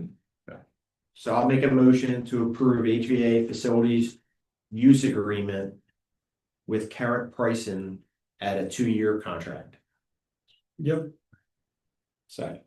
Okay, so the motion was moved and seconded to approve the HVA facilities use agreement as described under the use fee No, not as. As modified. as modified, to take a look at the length of the contract under use fee every 2 years.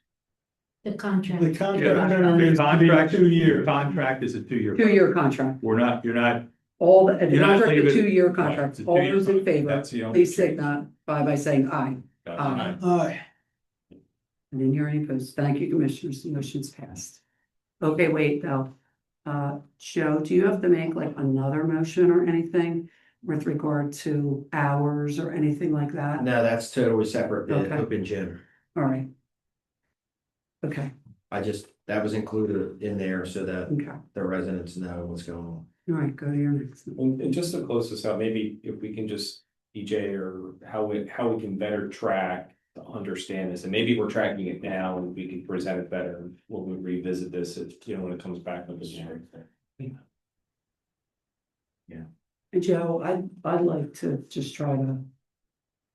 They used to come in every year, and I would love to, and I met a lot of those coaches at the coaches night. I would love to know like the ratio, how many residents we have as opposed to non-residents. It's not a lot of non-residents. Yeah, but just for all of us to know, I think it's worth, Yeah, I'm sure they can track. And I know everyone that I met at the HVA coaches night, they go coach, the non-resident moms, dads. We built a $300,000 playground that 99% of the people that use it are non-residents. And there's one porta potty. Right. So. We gotta look at them. Let's take care of our residents like we take care of our Right, residents. but I'm saying the moms and dads that are in HVA, they coach, and I met them and they were really nice, but I'm just saying it's just nice for all of us to know. To have that information. So, go ahead. Next item for you. Item T. Review crane operator ordinance. Solicitor Rice, you wanna? Sure. This has been discussed, off and on for probably 6 months or so. And, I had been asked to do a little research. I did a little research. There is a state act which has, criteria in terms of insurance qualifications and those types of things, but, there's currently no local permit. What this would do, would require anyone operating the crane in the township to be permitted by the township, and to ensure that the cranes that are coming in are compliant with OSHA, the state act, that they have insurance, and that any license that they have would be available on demand by the township. So, I was talking to Joe before the meeting. I just saw 1 or 2 cranes tipping over in a residential neighborhood in southeast Pennsylvania into a house. It's just, so, and I know Joe has some experience with cranes in the township that have created problems. So, this is just a local layer of inspection when you have this type of a piece of equipment coming into the township and performing some kind of construction work. So if the board's consensus on this, I need to clean up some of the numbering on it a little bit, but it would then be advertised and come back to you at your next meeting.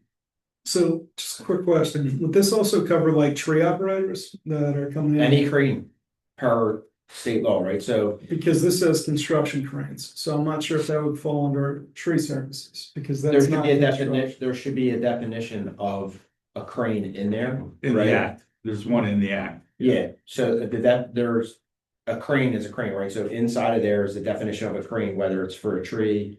At one of our schools, putting an air conditioner on and off of the roof.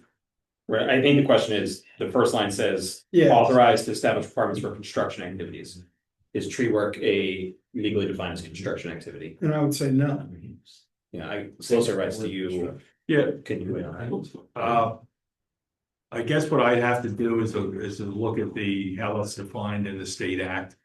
I mean, that's typically not viewed as a construction activity.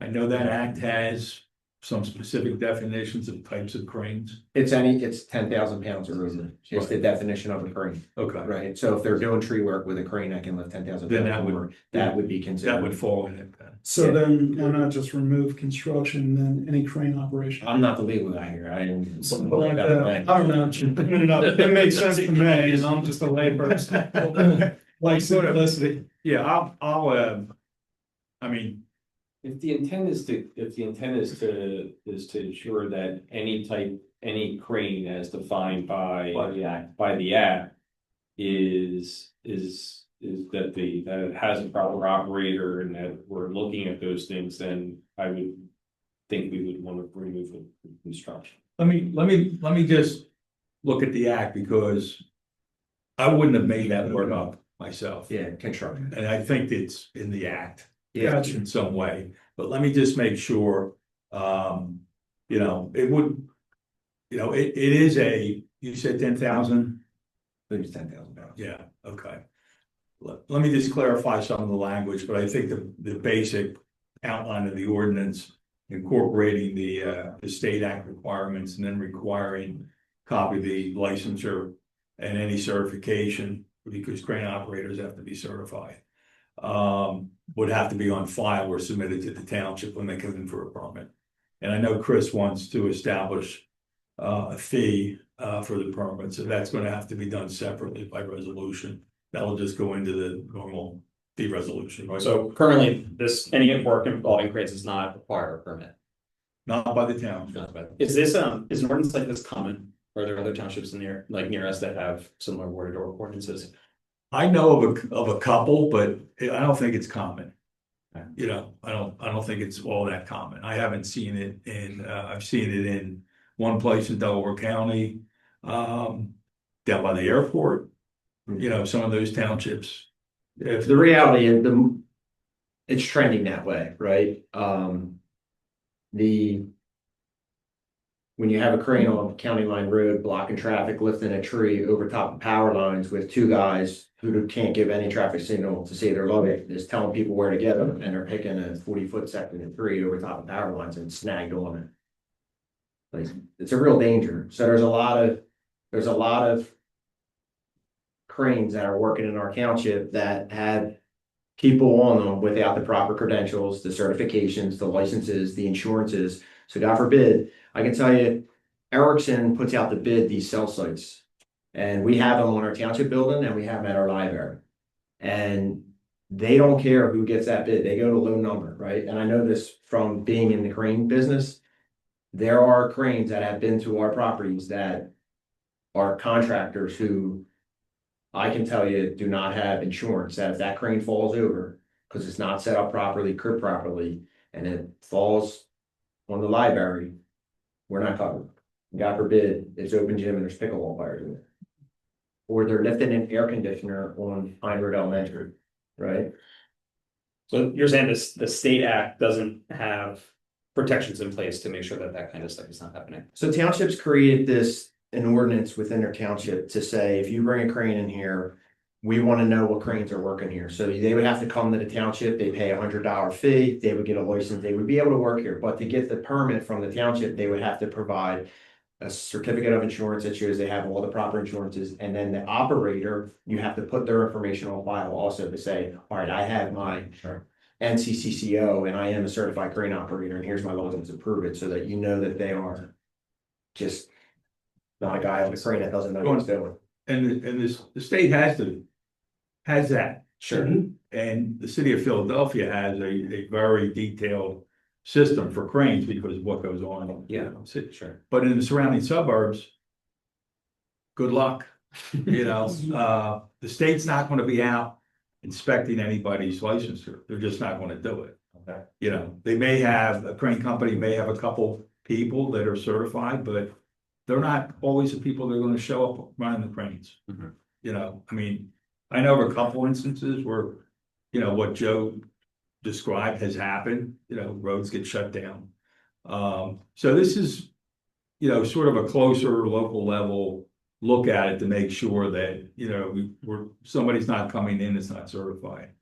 And if we have a problem, we would have to report them to the state.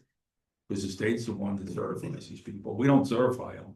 We're just gonna make sure they're complying with the state regs. Because the state's not gonna do it.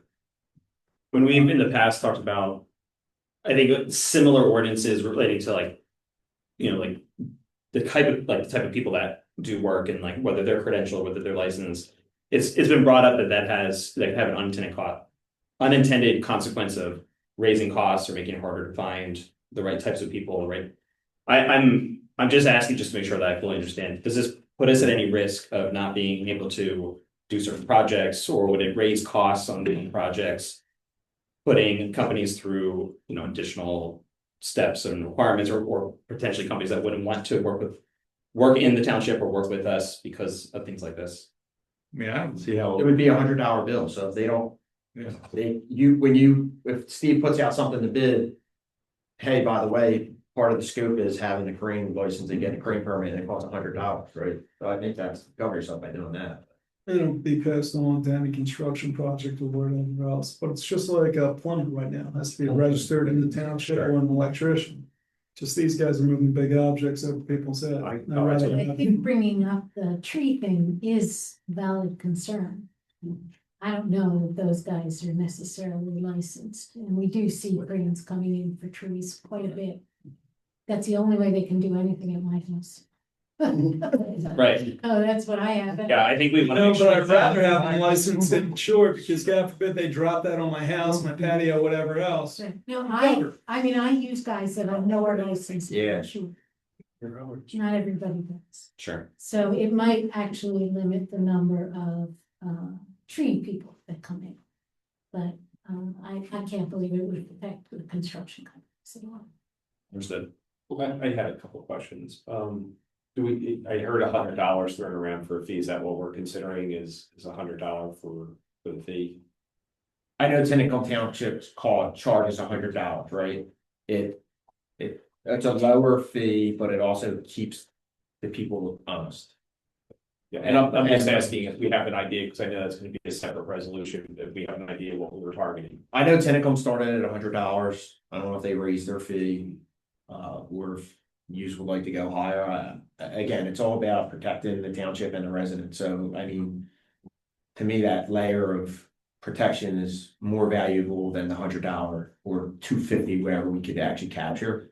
I mean, I think that it should be something that, one, to cover our costs, but secondly, whatever we consider, if you're taking out a tree and it's, $2,500, adding another $250, whatever it is, I would try to keep it reasonable. Yeah, I'd rather keep it lower than higher on that, and just make sure that they have the insurance and the correct operator. So The other question I had is, so I guess by them coming in and us following this process, will that also protect us with, the route that the crane will take to get to wherever it's going, that we're not destroying roads and bridges? So here's how it works, and it's, I guess, similar to how the fire equipment, where I don't know what they weigh. But if a crane comes into the township and it weighs 35,000 pounds, it doesn't need a permit, right? It can travel however it wants. If I have a crane that's 77,000 pounds of an 80-ton crane and 80-ton lifting capacity crane, and it weighs 77,000 pounds, I cannot move that from the crane yard to Lower Moreland High School without getting a PennDOT permit. So PennDOT, you get it, but PennDOT dictates their travel route. from that yard, from address A to the destination, and they tell them where to go. I can tell you when I go to King of Prussia. Yep. If you go from Ben Sound to King of Prussia with a crane, they literally make you go 95 south to 676, 76 passes, like they loop you all the way around to make sure you're not going under bridges, over bridges that can't handle the weight or wherever. So sometimes you go 90 miles to go 30 miles. Set protections there. Yeah. And then the last question I had, and it's just an understanding, if I have a lot of money and I want to buy a crane, can I just go out and buy a crane I don't need a license or anything like, so it's not controlled that way. You can buy it on Facebook Marketplace. So anybody can buy a crane, right? Yeah. And that's why this is okay. But you Can I- can't, I'm putting it in my property. That's what I mean, like, they restrict cranes, so like, if I want You would buy your own crane.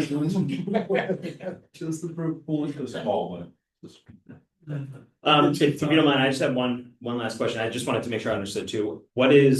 So should this pass, what's the, like, how far back does it go? Does it affect current projects? Would anyone, like, if someone, stood up a crane yesterday, would they then have to, go through the permit process? Like, how does it affect, like, I guess, current active projects? I would send somebody out and make sure they're in compliance. Yeah, I mean, this is not zoning, it's not zoning, so it's like not gonna. Buddy, one more thing. If they're out there and they're still operating the crane, then yeah, once this is in effect, 5 days after it gets adopted. Yeah. It's effective. They gotta comply. I'm just thinking, I've seen the apartment building construction starting to, like, They would have- so I would want to make sure that they're under here, they're not, because they've already started that process, they're not, they don't fall into this. Right. Okay, thank you. No, they would fall into this. That's what I'm hearing. It's easy to figure out. Any more questions from the board? Any questions from the public?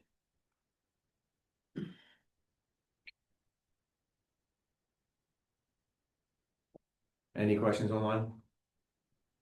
You get it, buddy. All right. I'd like to make a motion to authorize advertising the crane operator ordinance as described. Sorry. Motion's been moved and seconded to authorize advertising the crane operators ordinance as described. All those in favor, please signify by saying aye. Aye. I don't hear any opposed. Thank you, commissioners. Motion's passed to advertise the ordinance for the crane. Next item, new public works. Thank you, just a couple of things. I got our final paving invoice and we're about $17,000 out of budget. So we'll put that towards next year's paving. I had the pre-construction meeting we attended for our project down at Red Line and Philmont. I'm sure everyone's seen it. They're moving pretty quick down there, so they want to try to get as much work as they can before winter and then finish up in spring. Our trash containers, we're looking at a December delivery. So every house will get a 96-gallon container mid-December, so we're ready to go January 2nd. Loose leaf starts 10/27. There's already piles out there. I've already sent the truck out, so that is the advantage of having that one-man truck. We can put it right on the truck. He goes out, he's been out like 3 or 4 times, picked up some, loose piles here and there. But the 27th is the start of it. Then expect to see everyone Friday night. Saturday night. Thank you, Steve. Thank you. One quick question. You got a question? If people want the smaller trash containers, So once you get the 96, if they want the smaller one, they can call us up and then they can either get a 64 or a 48. okay, So our order is gonna include 4,500 96 gallons and then 100 64s and 100 48s to start. What are we doing with the old trash cans? So you'll be able to throw them out. You can use them for yard waste. What do you mean old trash? That's always a The ones question. you Ones can, we're using now. we're replacing cartridges. but they're not taking our old ones. Because the trash men will take them, they'll take them with the trash. Gotcha. And I believe in November, EJ and I talked about getting together, we'll make them a whole list, there's all kinds of questions that have been out. Maybe in November we'll get that, get that. Yeah, we started that with the open house, we'll keep rolling it out. What is your time expectation? Mid-December, the cans will be delivered. Yeah, mid-December. Steve, a nice young woman came to the open house and I even showed her the inside of the large 6 gallon. She said she's going to need another one. She has a lot of children. So I believe So that she's gonna be. what you got approved was we'll go till April, try it for the first 3 months, and then if you need an additional can, you'll be able to purchase it. Okay. And will the cans be like registered to a house? Yeah, and the thing is, like, your recycling can, they'll be stamped trash, Moreland Township, they'll be township property. So when you sell the house, you should leave the can, just like the recycling can, and everyone has a serial number on there. So part of the cost of us having them assembled and delivered, they record that serial number to every house that gets delivered. So Steve, what if I got a 96 now that's the same? Can I keep on using them with others and put out 2 cans? I believe Belinsky has said that to start, especially that they're gonna take whatever's out there. So even if you, yeah, as long as it can be with the graph, Does it have to have that bar? So. yeah. Yeah, we're seeing the same, Just like recycling. but we're keeping the recycles we have. Yes, recycling can is the same. Okay, So recycling doesn't change, that's the same. okay. I'll call her back and tell her because she did ask that too. And I said, I think you need that bar at the bottom Yeah, because it's gonna be automatic. because otherwise when that squeezes it. Yeah, very good. Yeah, that was, they came up when we met with them as to. Yeah, I wasn't sure. What was it that was fun? It's a front, and they use a front loader, so the recycling truck you see now picks it up. dumps it in. Right. This is in the front, their truck's in the front, dumps it into like a little container in the front, which then dumps it into the truck. Right. That's the way that Belinsky's trucks are set up. Currently, But we'll include that way. yeah. So he said that way makes it easier for them, like they said, that especially the first month or two. The driver's gonna get out, you put a bag there, he's gonna get out and pick up that bag. With the one-arm trucks, like the recycling truck, the guy can't do that, he can't throw that in. With this container in the front, he can jump out, throw something in there, a bag, an odd can. And he said the first few weeks, they will do that until everybody gets used to it. So they'll take the old cans. Yeah, And the days are staying the same. days are staying the same, twice a week pickup, your days are gonna stay the same. The only thing that's gonna change is with us doing your waste is, we're probably gonna do it. Wards 1, 2, and 3, I'll do Monday, and wards 4, 5, and 6, I'll do Tuesday. So that'll help Switch by me, so that I know what they're doing. I know everyone preferred yard waste on Monday anyway, they didn't really like Wednesday, so it's gonna be Monday and Tuesday. That way, I'm assured that we'll be able to get done in less than one day. So I'll divide the 10th. I think it might be good, we should get a firm date from when they will not accept loose bags. Right, And right. make sure that that's in that Yeah. video, because people will, they're not They're gonna. gonna go keep for it. using Yeah. it until Oh, they're yeah. not getting it up, Yeah. and that's when they'll Yeah. complain about it. Yeah, I don't think we're gonna advertise that they'll do that, but if they leave it. When they say a 96-gallon tote show up at their door, they're gonna know they gotta put their trash in the can. Yeah. You would hope. Yeah, I think my concern would be that if they take it the first time, people are gonna think, Right. oh, they're just gonna keep taking it this way. And then at some point, either we'll put a sticker out or they'll put a sticker out, like they said, look, we're taking it now, but next pickup, we're not, so. And for more than we can. From Steve. Thank you, Steve. Thank you. Next item is my liaison, HVAA. We talked enough about them. Fall Fest was last weekend. It was a great time. Tonight is the last night for early registration for basketball. Save a couple bucks. And that's it right now. And that concludes my agenda items. What does it Thank cost you, to Commissioner. play in HBAA? $250. So travel soccer for my 7-year-old daughter is $1,850. Are you kidding? Yeah. It's a fortune. Travel soccer for my 10-year-old son. $20 fee. That's why I'm saying it's hard to increase the rates any more than what they are. Guess they're gonna just pass it on. In-house basketball is I I'm looking actually at it do what I have to the other do, way. you know, I think it was 250 or Do they give you the 300. cleats back, or do you have to buy them? Cleats. They give you the uniform? No, uniform you pay for. You have to pay for the uniforms on top? The uniform kit's about $350. Oh, my goodness, Your cleats are, $150. very and expensive. Your shin pads and 2,500. another $6,000 in gas to get them all over. And snacks. It's expensive, That's unbelievable, very expensive. it's very I have expensive. no idea. You got how many? I Yeah, need to get rid of it. My kid got kicked out of the travel soccer 20 years ago. we're lucky that our kids went through when they went through. Yeah, we celebrated when she got kicked out of Yes. travel soccer. Okay. Thanks for that Not our report. thing. Commissioner Pace. Next, the chair recognizes Commissioner Blanton, Chair of the Ordinance Committee. Sean. Thank you, President Kurtz. First item on my agenda is to review traffic-related ordinance recommendations. So through Chief Smith, the Traffic Safety Unit has submitted 2 different ordinance recommendations for the board's consideration for tonight. I'll read them each individually and we can open up questions in between. So the first is for Chestnut Street parking restriction. So based on site distance limitations, the Traffic Safety Unit is recommending that we add a no parking zone on the north side of Chestnut Street for 150 feet east of the driveway that exists between Tin Pan Alley and the publicly owned property. Does anybody have any questions about that recommendation? Good luck dealing with that. That's traffic. No, I do not.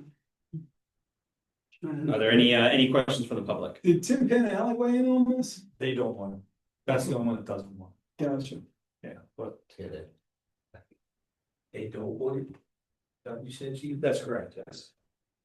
All right, I'll move on to the second recommendation. Hang on for 1 second. So where are they all parking then? On the circle all the way on the end, or are they gonna be going over to the SEPTA lot? What do you think on that, Chief? They'll probably park in both, but their lot just can't handle the amount of people they have sometimes, so they overflow park on Chestnut Street. That creates a slight distance. When you The car wash? Correct. And they've had some near misses there. That's the reason you might. Yeah, it is, but 150 feet? 150 feet for the proper site distance at those speeds that you could get. is it 150 feet from the edge of the property going back, or is it From that corner of the property that we own, the township owns, that where Aqua's using it currently, that portion that there, area. 150 feet from that point down towards To the the cul-de-sac, towards the cul-de-sac. But it's just on the north side, not on the south side. South side's already no parking. Can't park. It's not wide, there's no parking on both sides. So the only other thing you could do is create a serpentine and allow parking on one side and then not on the other, but that's, Yeah, that's a nightmare. yeah. All right. Any other questions on this particular recommendation? All right, the second recommendation is for stop signs. So based on the recent scooter crash we discussed a couple months ago, officers reviewed possible stop signs at the Clearview intersections with Bucksmont and Brookdale. The study determined that stop signs should be installed on northbound and southbound Bucksmont Road at Clearview. However, the study results did not warrant a stop sign at Clearview and at Brookdale. Any questions on recommendations for stop signs? Just a question, there's already a stop sign at Clearview in Brookdale. But this would be a Four-way? for Clearview. So There would be adding- adding to additional Clearview, it's not recommended there. Gotcha.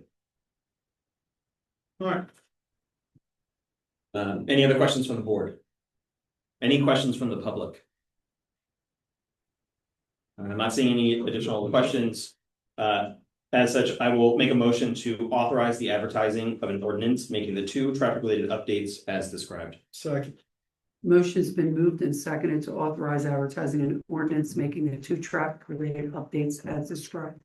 All those in favor, please signify by saying aye. Aye. I don't hear any opposed. Thank you, commissioners. Motion's passed. Thank you very much. Next item on my agenda is to review the zoning hearing board agenda and decisions. I'll start with the October agenda. There are 3 applications on the docket for this month's meeting. I'll go through them all and then I'll ask for questions at the end.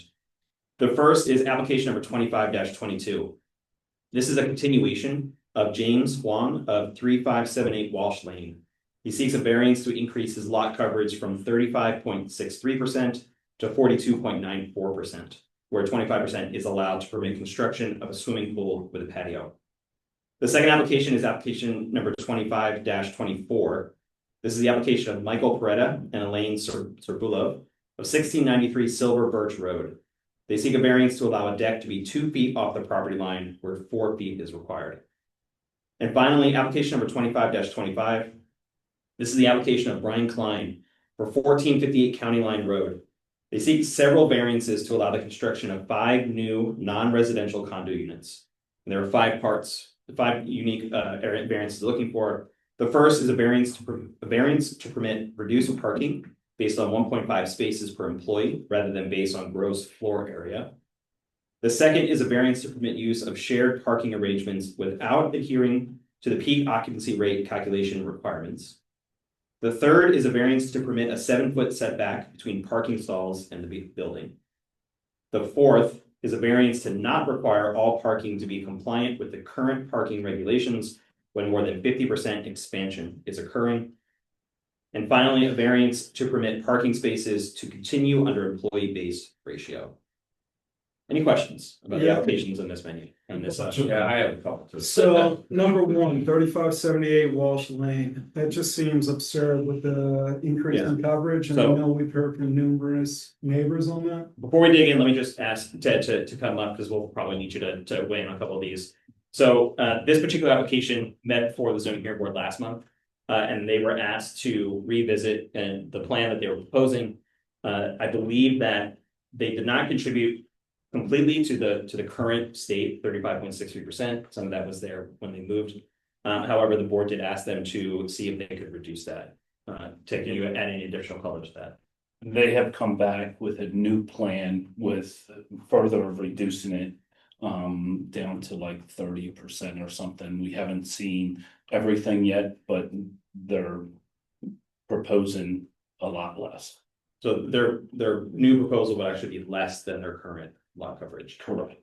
And what about stormwater management for the site? So they are proposing stormwater management, so they're proposing a seepage pit behind the pool. So it's gonna give them a little bit of room, so the neighbor directly in the rear would hopefully not see any type of flooding. So how do we handle this? Do we say we don't want, we oppose this as is? And wait to hear, I mean, they can't go in with a brand new application, right?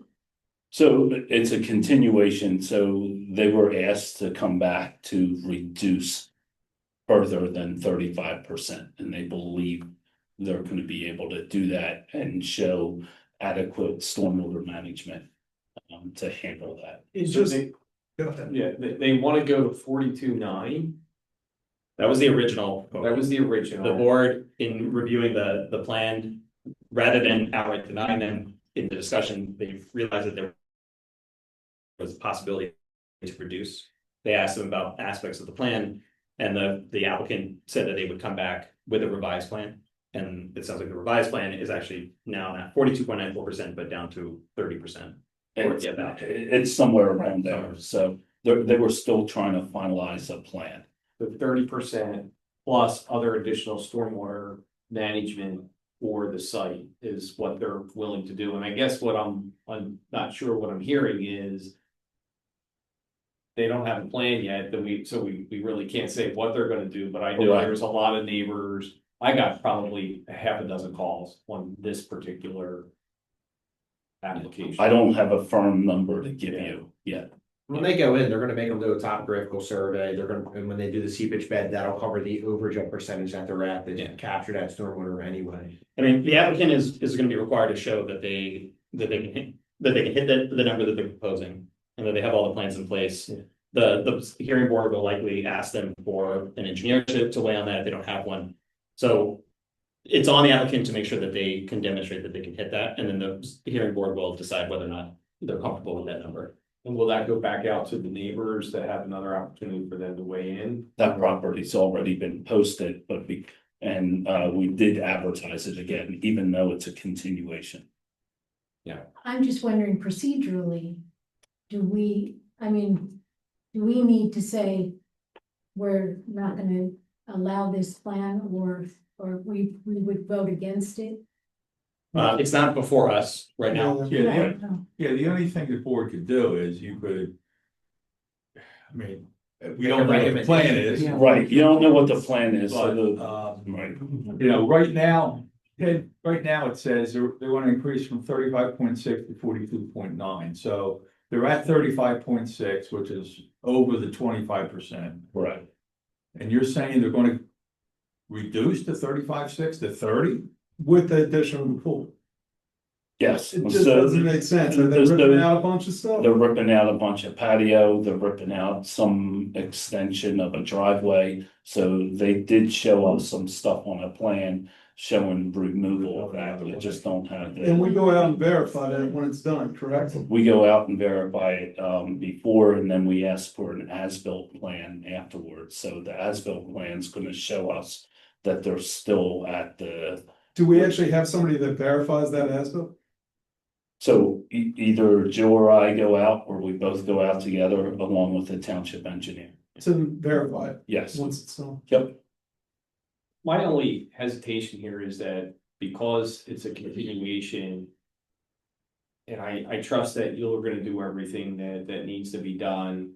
And then if they have a plan that they're gonna do all that, but I wanna ensure that the neighbors who were concerned with the runoff, who were concerned with. Other things that may exist, that they have an opportunity to continue to voice their opinion as through this process, and it doesn't get lost because. Okay, it was continued and then they modified the plan and we're not even sure what the plan is sitting here tonight, then it's gonna happen again, and then so all of a sudden. Something's gonna be okay. And the neighbors are gonna be concerned that, hey, we didn't know this was going on, we didn't have an opportunity to comment. yeah, and I don't think it's gonna get lost. At the last hearing, it was noted by all the neighbors that showed up that there was gonna be a continuation. We told them the property was gonna be posted and it was gonna be re-advertised. And Joe and I have heard from some of those neighbors as well, so it's clear they got the message either from the posting or from out in for the And advertising. are there other non-conformances that have nothing to do with this that came up in light of all this? Cause I heard rumors that there were some other things on the property, that there might have been a shed or something that was non-permanent, and that there were other issues, and I might be confusing with something else, so I don't wanna be making something up, but. Yeah, I didn't hear, other there was issues. nothing about a shed, there was one issue with a permit for a fence that we took care of a while back. But has nothing to do with this application. I'm just asking that if there's other unresolved things on the site that were done. The fence has been resolved, yeah. Yeah, I think it's important to just remind everyone that when the zoning hearing board rules on a variance, right, it's always contingent with following the process, through the whole, like, following all steps of the process. So they can get a variance ruled in their favor and get the relief they're seeking. But if they don't follow the process, if our code enforcement officers deem that the work is not being done up to code, then they are required to apply, or they are not allowed to continue on. So it's not just a blank check, it is something that is still being followed. We are checking it, yes. Absolutely. So Sean, that meeting's October, they'll be in front of them This week. tomorrow, Thursday. Yeah, it's 16th. this Thursday. Yes. Yeah. Yeah.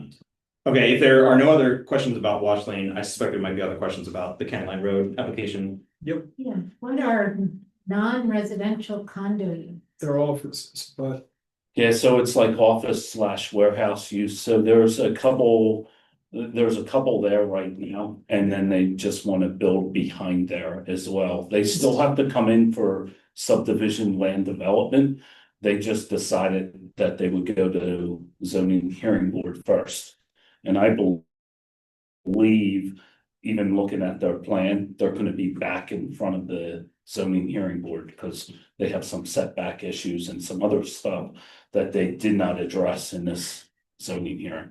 Yeah, their issue at hand is that the construction of the existing condos are angled in such a way that their concern is that parking will be difficult to adhere to, which is why they're seeking this in this particular order. It's their choice and their option to go this route and this order of operations, but as Ted said, they have other steps that they have to follow. So, And they'll almost certainly be back in front of zoning hearing board for others. so here's the issue with this. This is 1458, which is KBI, which is that long section of warehouses. Yep. Where they're planning to develop this is the very back section of the property that's all grass and meadow right now. Am I correct on that? So it is not right now, so, it's, Because that was up for sale. I thought that was the piece that was up for sale. yeah, so that was the piece that was up for sale. It was grass and meadow. We had a meeting with the potential buyer. So he just has an agreement of sale based on whether he gets approvals or not. So what But is so this? what happened is we talked about that it used to be an old like junkyard back there, and he thought he was 100% impervious. He went ahead and stoned the entire thing. So he took out that grass and meadow and stoned the entire thing. So right now, when you drive past, it's a completely stone lot. So didn't he need permits to stone that back there? He is aware that he's gonna have some issues at the zoning hearing board and asking those questions. Because it was impervious coverage. The stone is considered impervious under our ordinance, yes. So that's zoned commercial back there, correct? Correct. And what is the maximum buildable use on that? What's your maximum percentage? I think it is like 96 or Yeah, it's up there. it's high. Yeah, it's high. But it's not 100%, because I Right. remember looking at that parcel. With that being said, it's adjacent to the stream, Arnold's Towing and our lot, and then backs to the train tracks, Yes, if I'm correct. And you do have the stream that winds through the back corner of that property? you do have the stream. We're He's hoping if he does any type of stormwater management that he wants to pipe it to Man Road, to the basin that's on Man Road. But again, we haven't seen any of that. So what is this actually for then? Is this for a building or is this for a variance of the currently occupied properties pre-built by KBI? No, this is for parking relief for the potential proposed new A building. new building, new construction, so. Where are they putting it? Why aren't they coming in with planning on this first? They wanted, so they weren't sure what they were gonna do as far as going to zoning hearing first or a sketch plan for planning commission. We told them that they would be better off going to a sketch plan to get some Yeah. ideas and the flavor from the board. We did tell them that the board could oppose this application or support this application or take no action. So they are aware that they could have some issues. I'd rather see the sketch plan first to know what we're approving or what they're potentially building on that site. I see it's 20,000 square feet. Yep. But we have no layout, no design, how would it fit on that parcel? And it just doesn't make sense to have zoning hearings say, yeah, that sounds good, let's approve these variances before we even have a sketch. I It mean, doesn't make sense. that assumes that the zoning hearing board will be rather flippant about this thing. I think they're gonna ask the same questions. I think they're gonna probably raise the same concerns, so I don't want to speak for them. But I've been to enough of their meetings to know that they look at this thing in very similar light that we do. Even more with higher scrutiny because they're looking at things more technically. So I would say that at this stage, it's their choice to go this route. It's not the optimal choice. It's not the recommended one. But I would not just assume that the zoning hearing board is gonna be fine with this and put concern on our front. It's gonna rule one way or the other and it's not done. It's still gonna be a process. They are. So Who's representing them? I think it's Nate Fox. I'll get you the information. Yeah. I know Nate. So why don't we send a letter just saying, at this You time, should know better. we would prefer you do the sketch plan before you take it to zoning hearing. I mean, Solicitor Rice, do you feel like there's either, I guess like two options, right? One would be having someone from, whether it's yourself or someone from your firm represent to be there in case we need to represent. Or writing a letter to just let the zoning hearing board know how we feel. I would write a letter. I mean, I've got another zoning hearing board that same night and someone else is covering that one for me because I'm gonna be out of town on Thursday, but I would write a letter. This is a lot of variances, just so the zoning hearing board's clear that the board opposes this. I mean, there's no hardship here. Mhm. They can build a building that probably complies. There's an existing impervious surface violation because of the stoning of the whole property. Correct. And, you know, why approve anything with that? You know, they ought to come in front of this board with, here's what we're thinking of doing. You know, is there any drawings for this building? It must have presented some. They did. So for zoning hearing, they presented some drawings. That drawing is labeled sketch plan. So I think they decided to take the route of zoning hearing to see where they were going first. So there are renderings. We tried. Yeah. There are. I mean, you know, if the board wants to authorize me to put a letter together, you know, and get that to the zoning hearing board, just spelling out what the problems are of the application, the board opposes it. That'll tell the applicant that even if they get some relief, this board can always appeal it. You know, the county court. We're always a party in front of the zoning hearing board. So, you know, I can make that clear. This just seems to be way, Backward. Yes. it's a big bite out of the ordinance to come in and do this without, you know, seeing what Land development. We explained that to them and they went ahead anyway. Plus stoning the lot just is inappropriate at that. They believe it was all stone. And then grass and all just grew up. Well, they didn't they walk on it? Didn't they? I've walked that property. I mean, how, Yeah. come on, that's. All right, so I'll pose a question to the board. Is anybody opposed to Solicitor Rice authoring a letter on our behalf to express what we see as the challenges of this application and that we generally oppose the application as it currently stands? I second that. Yeah, Solicitor Rice, is there a motion I need to make to authorize you to do that or, yeah, all right. I'd like to then raise a motion to authorize Solicitor Rice to write the letter as described to the zoning hearing board on behalf of application number 25-25. Second. It's all right. Motion's been moved and seconded to authorize Solicitor Rice to write a letter on behalf of application 25-25 on the zoning hearing board agenda. All those in favor? Please say aye. Say aye. Thank you, Commissioners. Motion's passed. Job done. Does anyone have any questions about application 25-24? Setback, It's right up against the property. Yeah, that's. I thought we discussed- Woodlawn, isn't that Right, Woodlawn? It is. So that they're tight. Yeah, two Like properties. Do they, I mean, that's up to the neighbor to claim and they Yeah. notify. Yes, so whenever, yeah, everyone within, I believe, 500 feet They're tight. are notified when applications go out so that they can be present, be party, ask questions and even be part of it. It needs a little bit. All right, if there are no questions about any additional questions about applications for the October agenda, I'd like to just talk about the two decisions that were rendered in the September meeting. So the first was for application number 25-21. This was the application of Solomon Mermelstein for 2600 Huntington Pike. He sought a variance to permit 2 ground floor residential units. The variance was granted. And application number 25-23. This was the application of Cheryl and Barry Nagel, 371 Lawrence Road. They sought a variance to increase lot coverage to 26.4% to construct an in-ground swimming pool. Their variance was granted. So going back 2600 Huntington Pike, that's the current vacant store on the corner of Fetters Mill and Huntington Pike. Am I correct on that? Now, it's two buildings up, it's the one next to Ricardo's. Sun One, isn't it Sun One? That's Yeah, Sun One? where's Oh, Sunline yeah. or Barry's Girls. Gotcha. Yeah.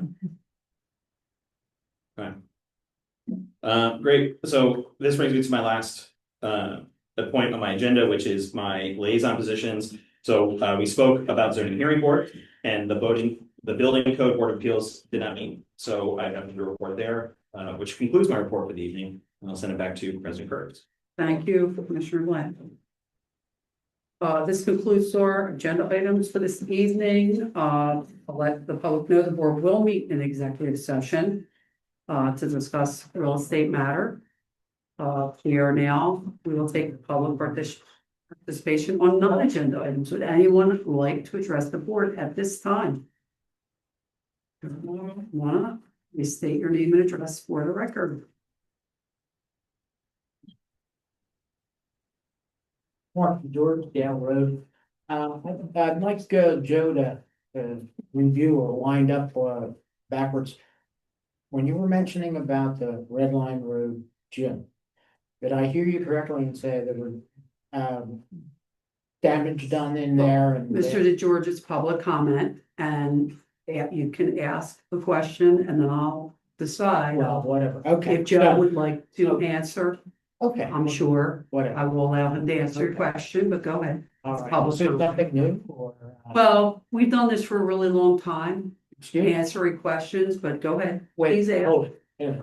What do you It's stop? public Mr. comment. George, Go ahead, make it Mr. general over the board. Go ahead, Have make it your general. question. Instead of directing it just to Commissioner Pace, Okay, this is all. the whole new board, the business. whole board. Okay, Go ahead.